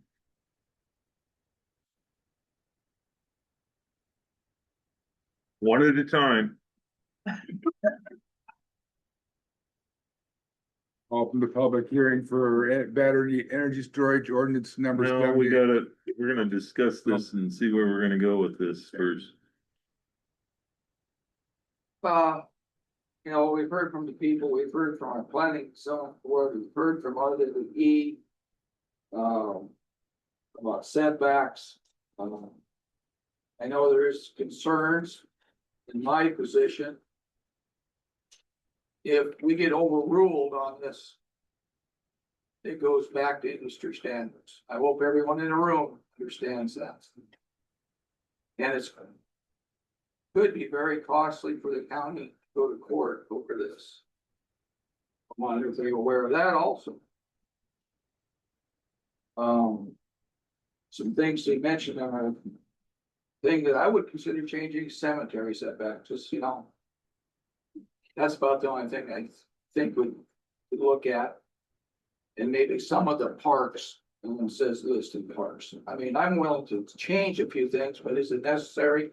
I don't know. I like the part, the setbacks from occupied dwellings. I think that's crucial. I like the part where they can waive. You know, if somebody lives there, it doesn't bother them. They can waive their right. They can put it as close as they want. I think that's opens it up to if they get enough land in a certain area, they can put them on. And it also protects the property rights of the person that lives up there. And I do believe that myself personally, you know, they say they're gonna bring in a bunch of tax revenue. We're also gonna lose a lot of people who live in the country because they don't wanna live amongst them. So all those places are gonna go away. Lose that tax revenue. So it's probably gonna be a wash. Nothing but headaches. But, that's my comment. To the work.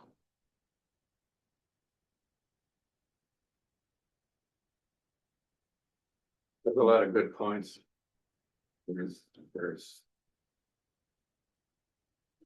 ordinances that the board has put together that have made them a little more stringent than others, but I think rightfully so. There's been a lot of time from all of us. In a situation, I know we've got people that want them, got people that don't.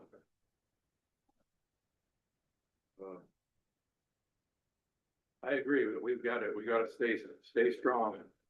And, they still may come in after they go to the state. But, I guess we'll do what we can to keep everybody safe and everybody happy. Most people happy. I know we're not gonna make everybody happy, but, considering everything that we've got to gotta stay strong. So I guess I'm in favor of the ordinance right now.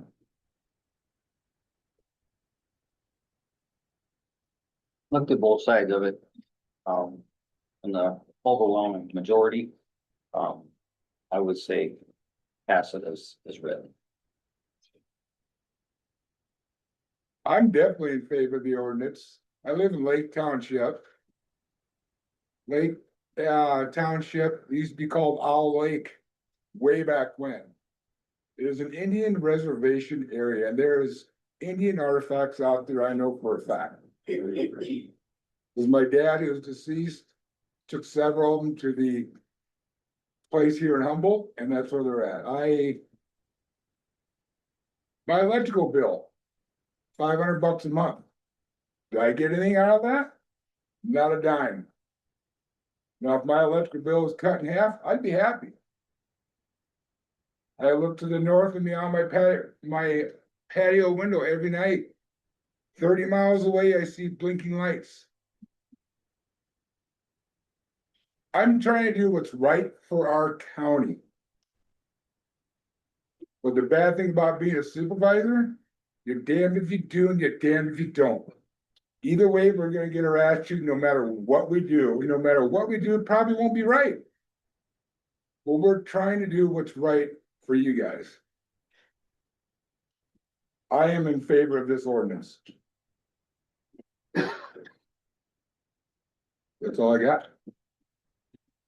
Well, I would tell you this, I'm the chair, so I just get to try to manage this circus. The only good thing that I've had come out of this, and as far as I know, I'm not on the take, but I haven't had to go to the grocery store long because I can't go to the store because I get my ass chewed from somebody about wants them, don't want them. And my wife, I come back with what I got sent for, and it's like, where you been? You left at 3 o'clock. I know, dear, it's 5. I had a lot of people to talk to, so I don't have to go to the store as much. That's a good thing. I totally agree with the ordinance. I appreciate Kevin and all of the people that did the work that they did. I'm in favor of keeping. I still attempt to drive semi. I have a go over to Rowan to the feed mill over there on Highway 3. So I go from Fort Dodge. I see all the tail lights down there. I go to Fort Dodge or up to here, and then I go over to Rowan, and then I go over to Iowa Falls. So they're all over. I mean, it's just like nonstop. And I go into Iowa Falls and come out. When I go down to Jewel in the wintertime, the lights, it's, you know, right before dark, it's distracting for me to see. When we have a supervisor that comes down from Kossuth County, that they're fresh off of a building project and they tell us these aren't, you know, their ordinances aren't strict enough. It makes me really nervous that if we want to put them in here, then they'll come in and do them according to the way that the planning and zoning has attempted to make it work. So as far as I'm concerned, I would be in favor of the ordinance. So with that, now that we've all preached, and I'm looking for discussion and consideration of the second reading. Anybody so inclined? Otherwise, I'm gonna,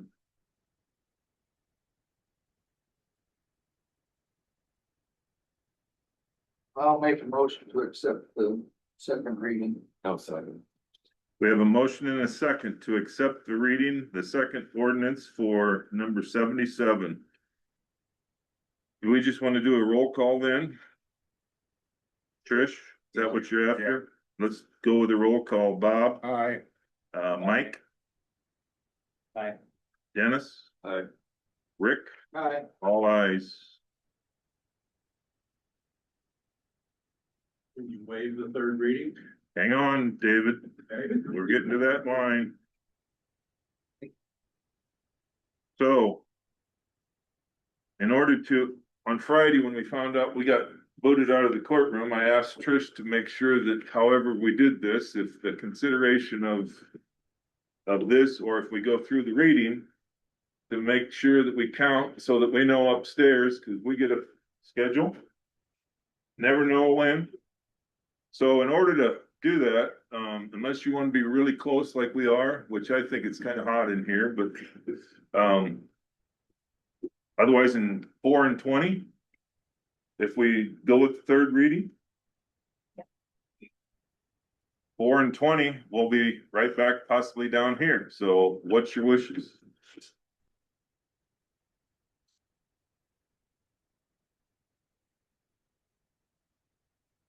Mr. Chair, what does 4 and 20? We have to publish it. So it has to go, April will put it in the paper. Then it's published so that all of you know, everybody knows that this is the date we're gonna have our third reading. If they decide to do it. 20 days before that date. Not more than 20 and not less. No more, not more than 20, less than 20, more than 4. Sorry, I said that backwards. Just so you know, I have a wedding in Kansas City and the second week in July, and I might go down tomorrow just to help them get ready. Might even help pay for it. It's my niece. Not really. I'm teasing. Yeah. Okay. So did you figure it out, Mike? You're the, It happened 6th July.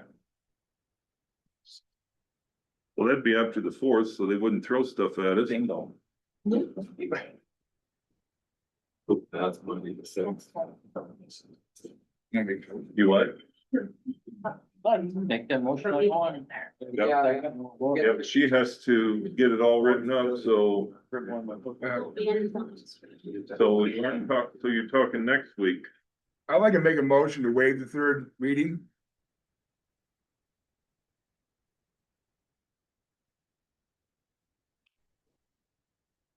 Okay, we have a motion to waive the third reading.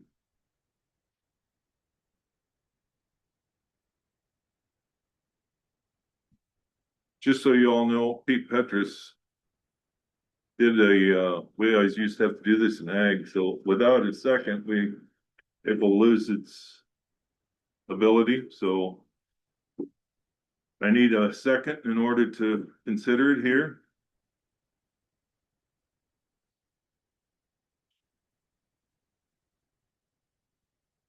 I think this is important enough that we ought to have another hearing.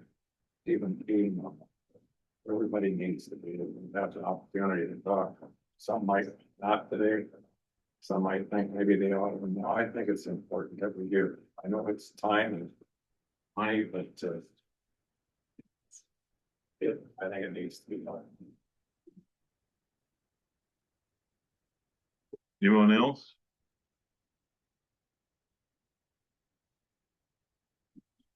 I can't make the second, The so, motion died without a second. yeah, Motion dies. I'll make a motion that the third reading of the ordinance. Just to give the opportunity, because it's such an important decision. It's a hot topic. We need more. Not that we'd like to be in here. No. no, I'm enjoying the hell out of it. I'll second that. We have a motion and a second to go ahead with the third reading All in favor? Opposed? How we're going to, July sixth. we're gonna pick July sixth. Is that enough time? I don't think it is it? You have More or less than 20. Thursday, well, it goes out Wednesday, right? Actually, it has to be out today at 4 o'clock or 11 o'clock. So if this, By noon, I can do it. By noon, you can do it. What days it go in next week? So, It'll go in next Thursday, but it's today, but. This Thursday, if you got it to me by noon, I can get it in for this Thursday. noon today, There might be a lot. Oh, with the holiday? Yeah. well, then push it a week, go to the 13th. I am gonna be gone. No, you aren't. You're staying with me, Rick. Tell Jody it's a done deal. We got spare bedrooms. The 13th then, is that what you want? Yes. And do you want to do 8:45 again, Ben? I know you're not psychic, but could you think that'd work for you? Hey, I think it does. Well, we've got it brings bills in, so, okay. 8:45, is that what you want? July 15th. 13th. Yes, 13th at 8:45. Could we get a motion on that? Seconded. We have a motion and a second to go to the third reading on July 13th at 8:45. All in favor? Aye.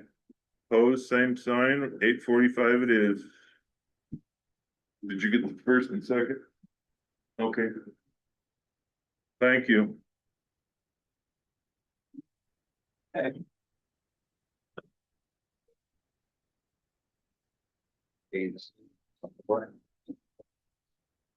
All right. 9 o'clock, we're supposed to be at the. Anybody want to leave for? Other than that, we're gonna go to the next hearing. For the battery energy storage ordinance number 78. I'll give you a minute to go if you're wanting out, if anybody wants in. Thank you all for coming. Not on that.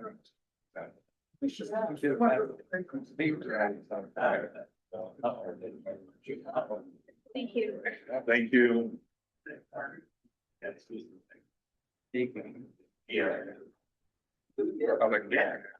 Mark. Next one, let me spread. Put that, yeah, you just. They're a meeting. Everybody's coffee bladder, all right? You need to. I'm fine. All right. Well, I could probably do that, but All that. thanks, Ben and Ben. I'm not. Okay. I didn't have that. Enjoy it. Let's see. Yeah, no kidding. I've seen you too. You want this? Bob? Sorry, Terry, I was gonna run it up and It's okay, I waited. stay up there. All in. Thank you.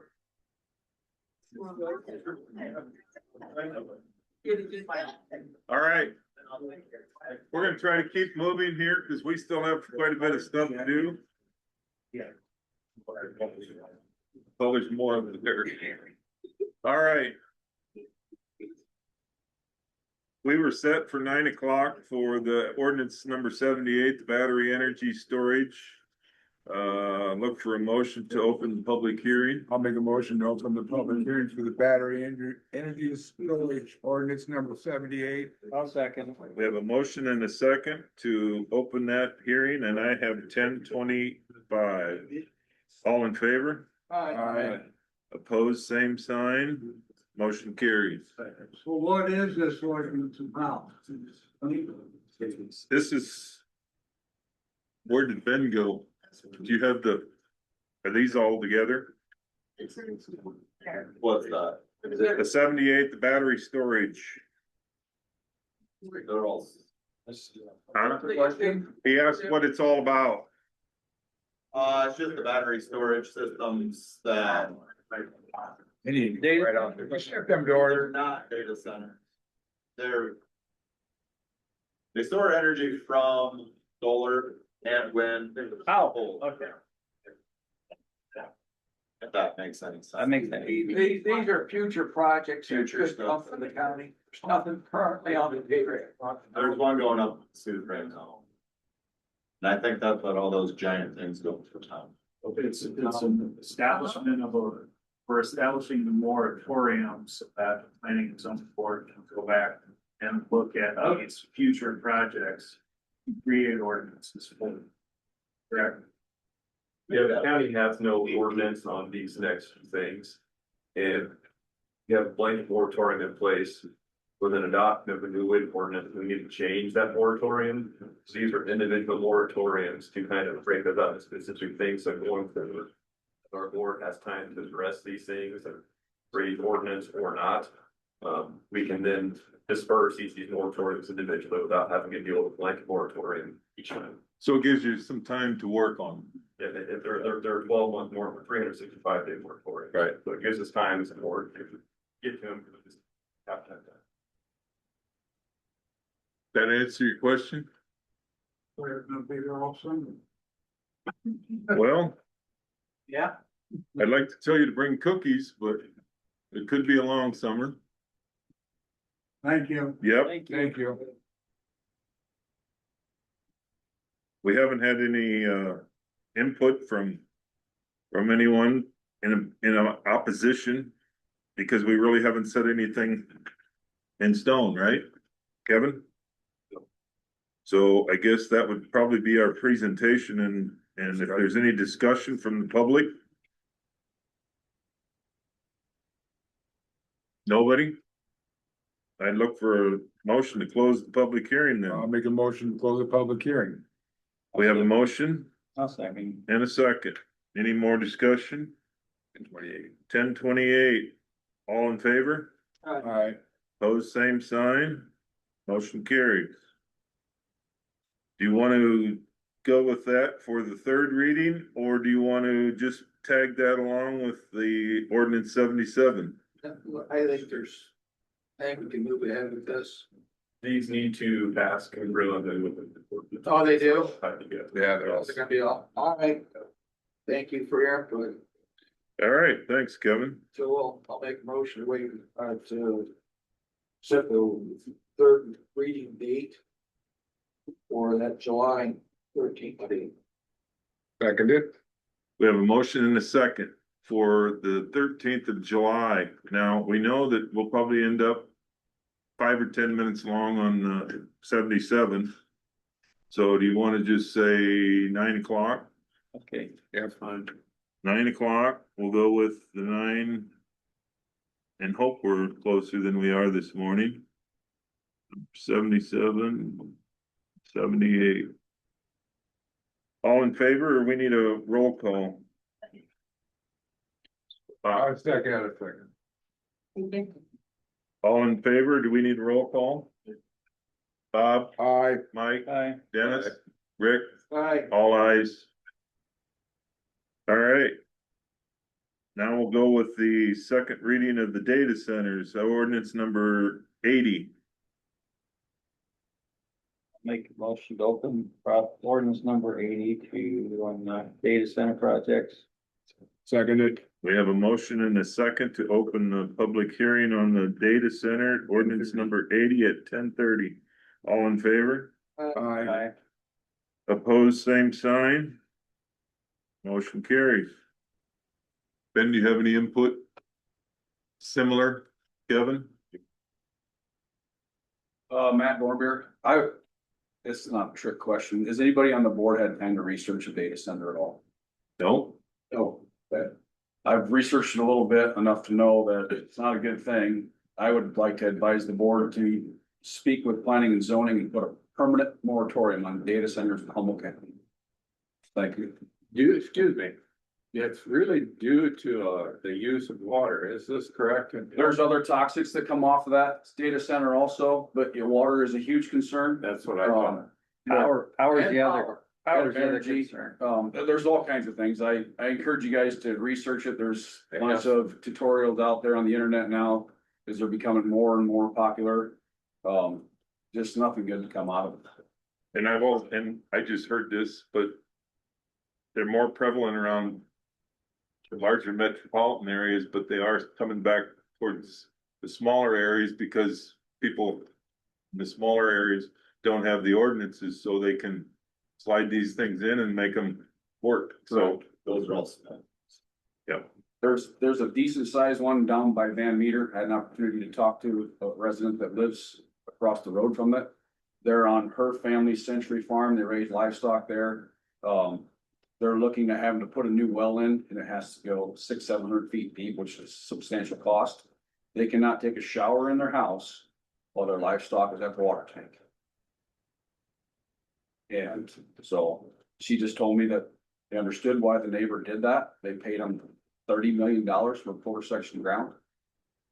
It's a huge amount of money. I think a lot of people in Humboldt County would probably jump on that and then move away. And leave the impact back to the county and the people that enjoy living here. That's just something I've been researching a little bit. I'd like to see a permanent moratorium on that to stay ahead of the meeting. Thank you. Thank you. Are they looking for a trucking business? Off the record, April. I was teasing. I'm with it in. Oh, I know you would. All right. Kevin, we will help you with that. For a permanent versus. That's, you guys can give us advice when we get to the point of working on that. We probably won't be here for a little while. I was gonna say, it's probably gonna be a week or two. Set the date for our meeting. Okay. With that, I'll make a motion to. is there any other input from anyone? Ben, did you have your hand up? Oh, sorry. Go ahead, Rick. I'll make a motion to close the public hearing and ordinance number 80. 10:33. We have a motion Seconded. and a second from Bob. All in favor? Aye. Opposed, same sign. We are out at 10:33. We are speeding through this now. You wanna set the time at, July 15th to 9:10. let's do it. 9:10. That is number 80. Yeah. All right. Let's read, the next line. We got public hearing set. Did somebody second that motion for July 13th at 9:10? That's it. Thank you. Did we vote on it? Now I'm having so much fun, I don't remember. No, we didn't. All right, all in favor? Or Bob, Aye. Mike, Dennis, Rick, Aye. all ayes. Thank you. Keeping me straight. Now we're looking for a public hearing on the pipeline transmission system ordinance number 81. I will open the public hearing for the pipeline transmission system ordinance number 81. Now, second. We have a motion and a second. Bob and Me. Dennis, Sorry. all in favor? Aye. Opposed, same sign, motion carries. Any input from the public?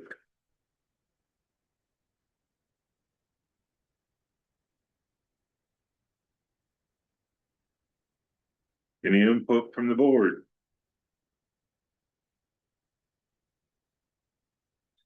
I'll make a motion to close the public hearing on ordinance number 84. Second. We have a motion and a second. Rick and Bob. All in favor? Aye. Opposed, same sign, motion carried. Close public hearing at 10:35.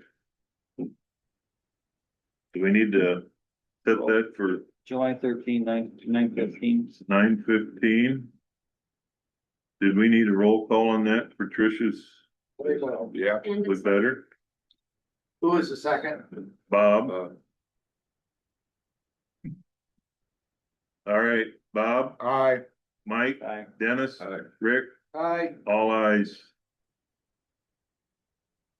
We are now down to the public reading for your solar utility systems ordinance number 82.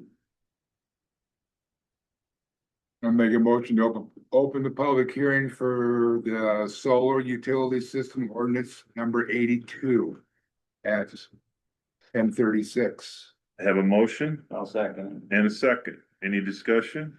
All in favor? Aye. Opposed, same sign. We are open. Anyone have any comments for the public reading of the solar utility system ordinance number 82?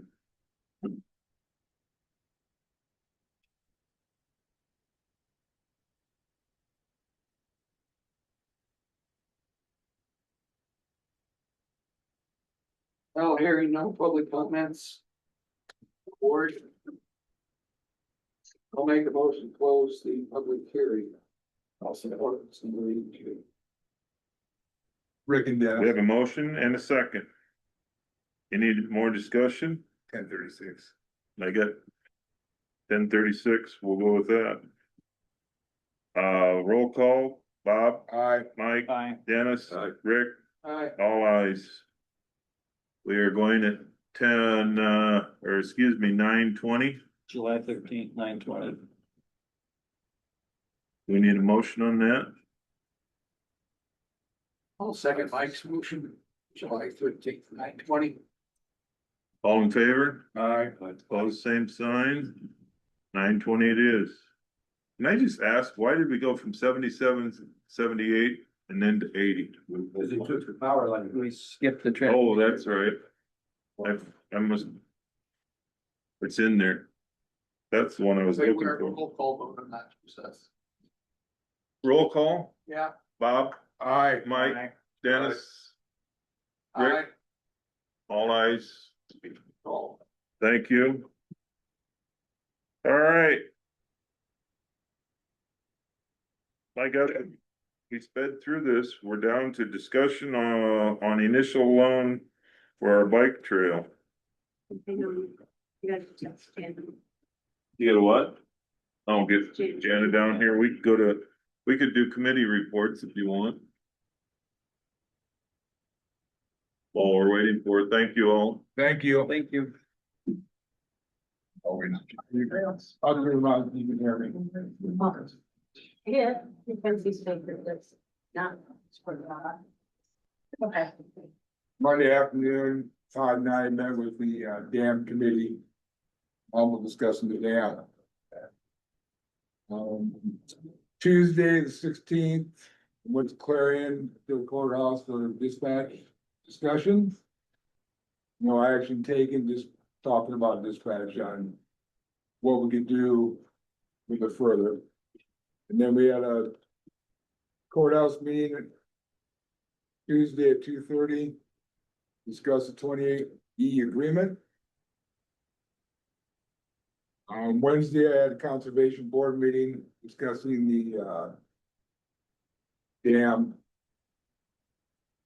Moving forward with them buying it.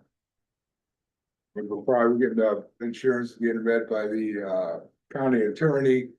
And we're writing up a new purchase agreement, so. And then Friday.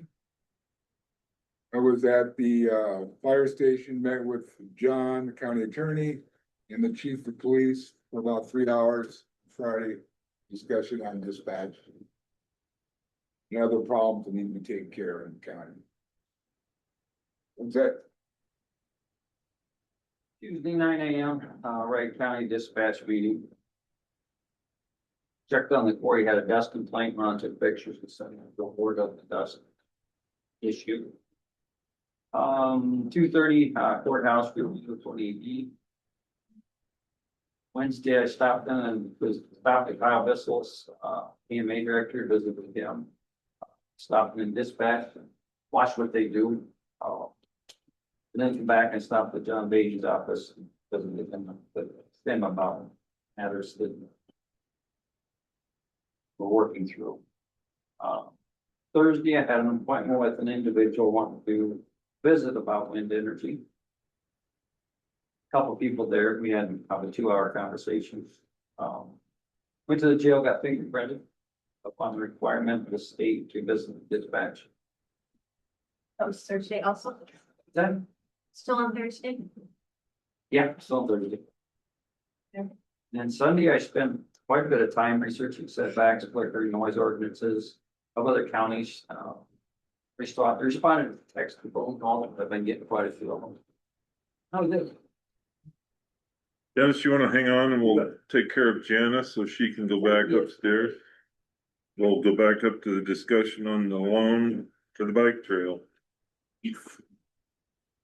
So what are we talking about for money wise? So are we going back to the 150,000 plus what the hard pack was gonna give us? To make the 190? That's where we're confused, is Yes. how it was supposed to be 195,000, but Hard pass. that didn't make sense with them. Hard pack's giving us The two hard packs, pack's still gonna right? pay. Hardpack's still gonna pay, Right. but I don't know how much it is. Okay, cause wasn't it supposed to be two checks for 25,000? I thought Alyssa said it 20 or was 40, total of 40 or 40. 45,000, is the way I understood it. Over, over the 3 years. The loan should only be 150. So is a because it's loan, our yeah, part, correct? with that added, with the hard pack And then, added to yeah. it. Correct, I'd be 150, but we'll have that loan paid back, hopefully by the end of the year. Okay, I'm a little confused. We should have time. When we're talking loan, you know, we had it all set up to have a loan, we had the check in our hand Mhm. from the Economic Development Board. Right. Yep. And we tore that, did we tear that up, throw it away, cause we gave it No, back? I think, I don't I think know. it went back to them. Yeah, Yes, Yes, Back to them. so yeah, 'cause- we're just talking about the interdepartmental going from Okay. here to here for us. All So right. I mean, technically, no, it's not a loan. Well, We're just, that's where you're yeah. throwing me off of that, where's this loan coming? Yeah. Get away with that. cause we're talking about the loan that originally, what was it originally supposed to be? The amount of the original one. Yeah, Yes, 195. okay. How is that? It doesn't. So is that the 150 Math plus don't the math. hard pack? It's 150. Plus the hardback. Plus the hard pack? money. Okay, Why are we, Okay. hard pack money when they've already started? They've already contributed. Todd is holding it in his hand. That's a Yeah. contribution that will go into that So account. that's- yeah, I mean, I'm just saying the original amount is 195. Hard pack is gonna contribute as, you know, local funds. Gonna come up with 45, 150, 45 local money. Make okay, it 195 to pay back, they got economic development.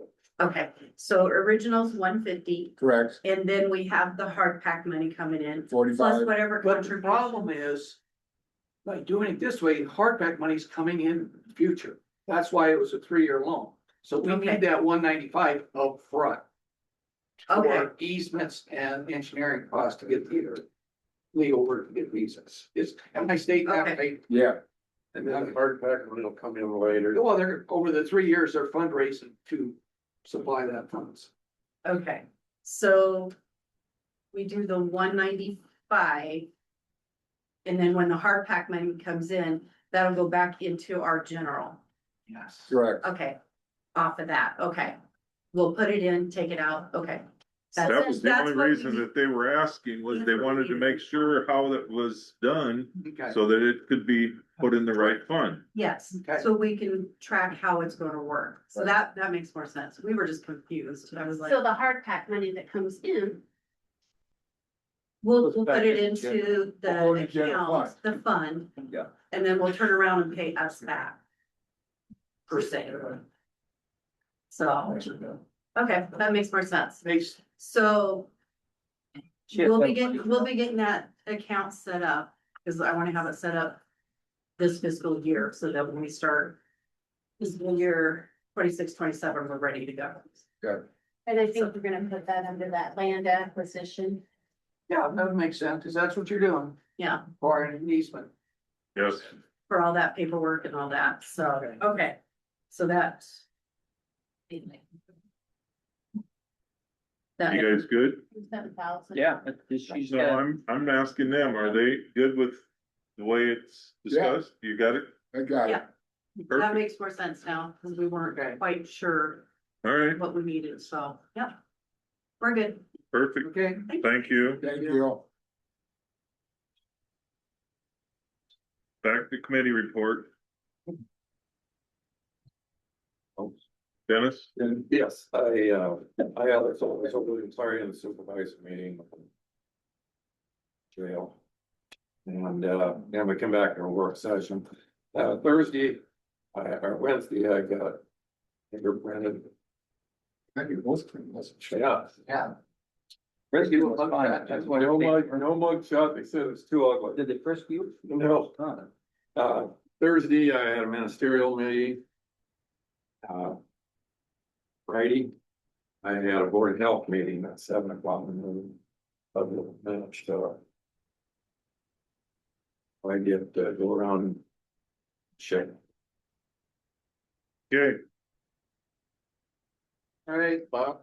I would. Go ahead, we're in meetings yet, I'll wait. Tuesday, I was declaring for the dispatch meeting.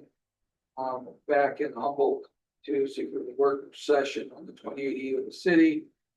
After that, I drove out to the quarry. I did a loop around there, dust. By that time, the wind had gone down, of course, so it wasn't a problem. Because he called me in the morning, but I was at meetings and I got out there. I did have to run into Kent later on. He said, "Oh, the wind's gone down." So that's the issue with dust. I just keep thinking, if it's in that original 40 acres. Yeah. So, that's what I had. Plus multiple phone calls. Thanks for one. Yeah, you bet. Multiple phone calls pro and for the pro ordinance and against the ordinance, so. People do read the paper. And or the reminder. So. All right, that's all I have. thank you. I was along for the ride at the courthouse over in Clarion. Then I came back and we went to the meeting on the 28E with the city. Was it Thursday, Ben, you and I talked about the vandalism to the payloader? Then we got a message on that. Hopefully we can find something out on that soon. On Friday, I met with John and Trish here at the courthouse. With that, that's what I had for the week. What were you gonna say, Dennis? I was just gonna say, maybe the reason that we were wanting to have these fingerprints was being, we go into dispatch areas and the laws says that if we go into sit and listen to dispatch, see what they're doing, and go and clear into their dispatch, we need to be fingerprinted. So that's why everybody is, we're not all convicts, but But the full body search was. there was, They waived that. And the reason why we go into sit and dispatch is to see how they run, see what they do. Yes. See how many calls they make a day, because it's important for us to know what they do if we're thinking about joining another dispatch. In other words, we're in Wright County. They have talked to another person looking into going to state, having state take over dispatch, which is, and they do that. That'd be coming out of Cedar Rapids area. So we're just trying to do the right thing and save money. Okay. Anything else? Chris, you have anything? No. And I was looking, next week, we don't have anything scheduled. No drainage I did, Harlan Schultz was here, jogged my memory. He called me, I think it was whatever day we got the 2+ inches of rain up there on Kentucky. The water wasn't going over the river, over the road. It was close to running out of one field and through there was an intake on both sides. And I think, Ben, did you go up and wade into it? I drove up there at like 1:30. Yeah, Well, you could see where the water was coming out of the one and, The intakes were flooded with stocks. that is, I think, seed corn, so they get really sensitive about their seed corn ground getting drowned out, so, they did find the other intake and hopefully Harlan said he will reach out to me. But, There's 2 intakes on the west side.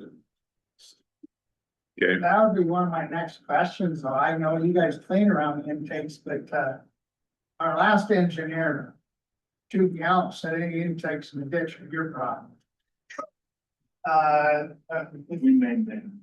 Yeah. That's why he's our last. He was. That's why he's our last. No, we fix and repair quite a few intakes. Okay, that was my question, when they're all plugged up with corn stalks and stuff, who's that? To me, the farmer should be a little bit responsible. Yeah, I was gonna say, the farmer should hold some responsibility, because if you call us and say, hey, I got corn stalks around my intake. We'll put it on the list, but it might be 4 months from now before we get there. There should be fences around every farm, because now there's. I was just curious, like, there's When you're cleaning, I think he's talking about actually like digging the ditch to get it to flow. But we fix it. But we do fix it. Yes. and the other thing that they do is they call, make sure there's nothing in the ditch. And I'm not accusing anybody that they don't, but if you go out there and cut a line or a fiber optic and it wasn't located properly, then that's their fault, but. Pass that. They get that fence going. They're on, you'll get tile or you'll get anybody to dig it. Well. We'll just leave that alone. We had several up in Cassuth County that spoke and said that they haven't been able to get tile fixed up there, so. All we can do is keep moving forward. Anything else that needs to be discussed? I'd like to discuss some, having that road sprayed. Okay, Place Georgia Avenue. I think Kent talked to Rick about it. And he signed up for it, but he wouldn't pay for it. That's the reason why we never did it.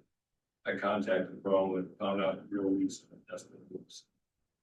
Not exactly. I don't think that's the truth, but. So,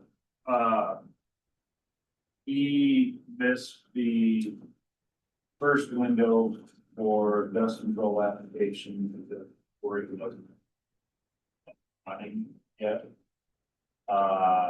He had signed up, but Bo wasn't exactly interested in doing business with him. So they didn't pursue it to me on his behalf. He did have another contractor last week reach out about putting dust control down and sent them a dust control permit that's required, which includes $100 permit fee and not insurance. So a certificate of their insurance, no county is in the share insurance. As of last Thursday evening, she hadn't received it. Maybe she got it Friday, she was at the end of Friday afternoon. So you have another company? This is what I mean, so there's 3 approved vendors right now with Humboldt County that provide us control. Yep. This was a. That's hilarious. That works with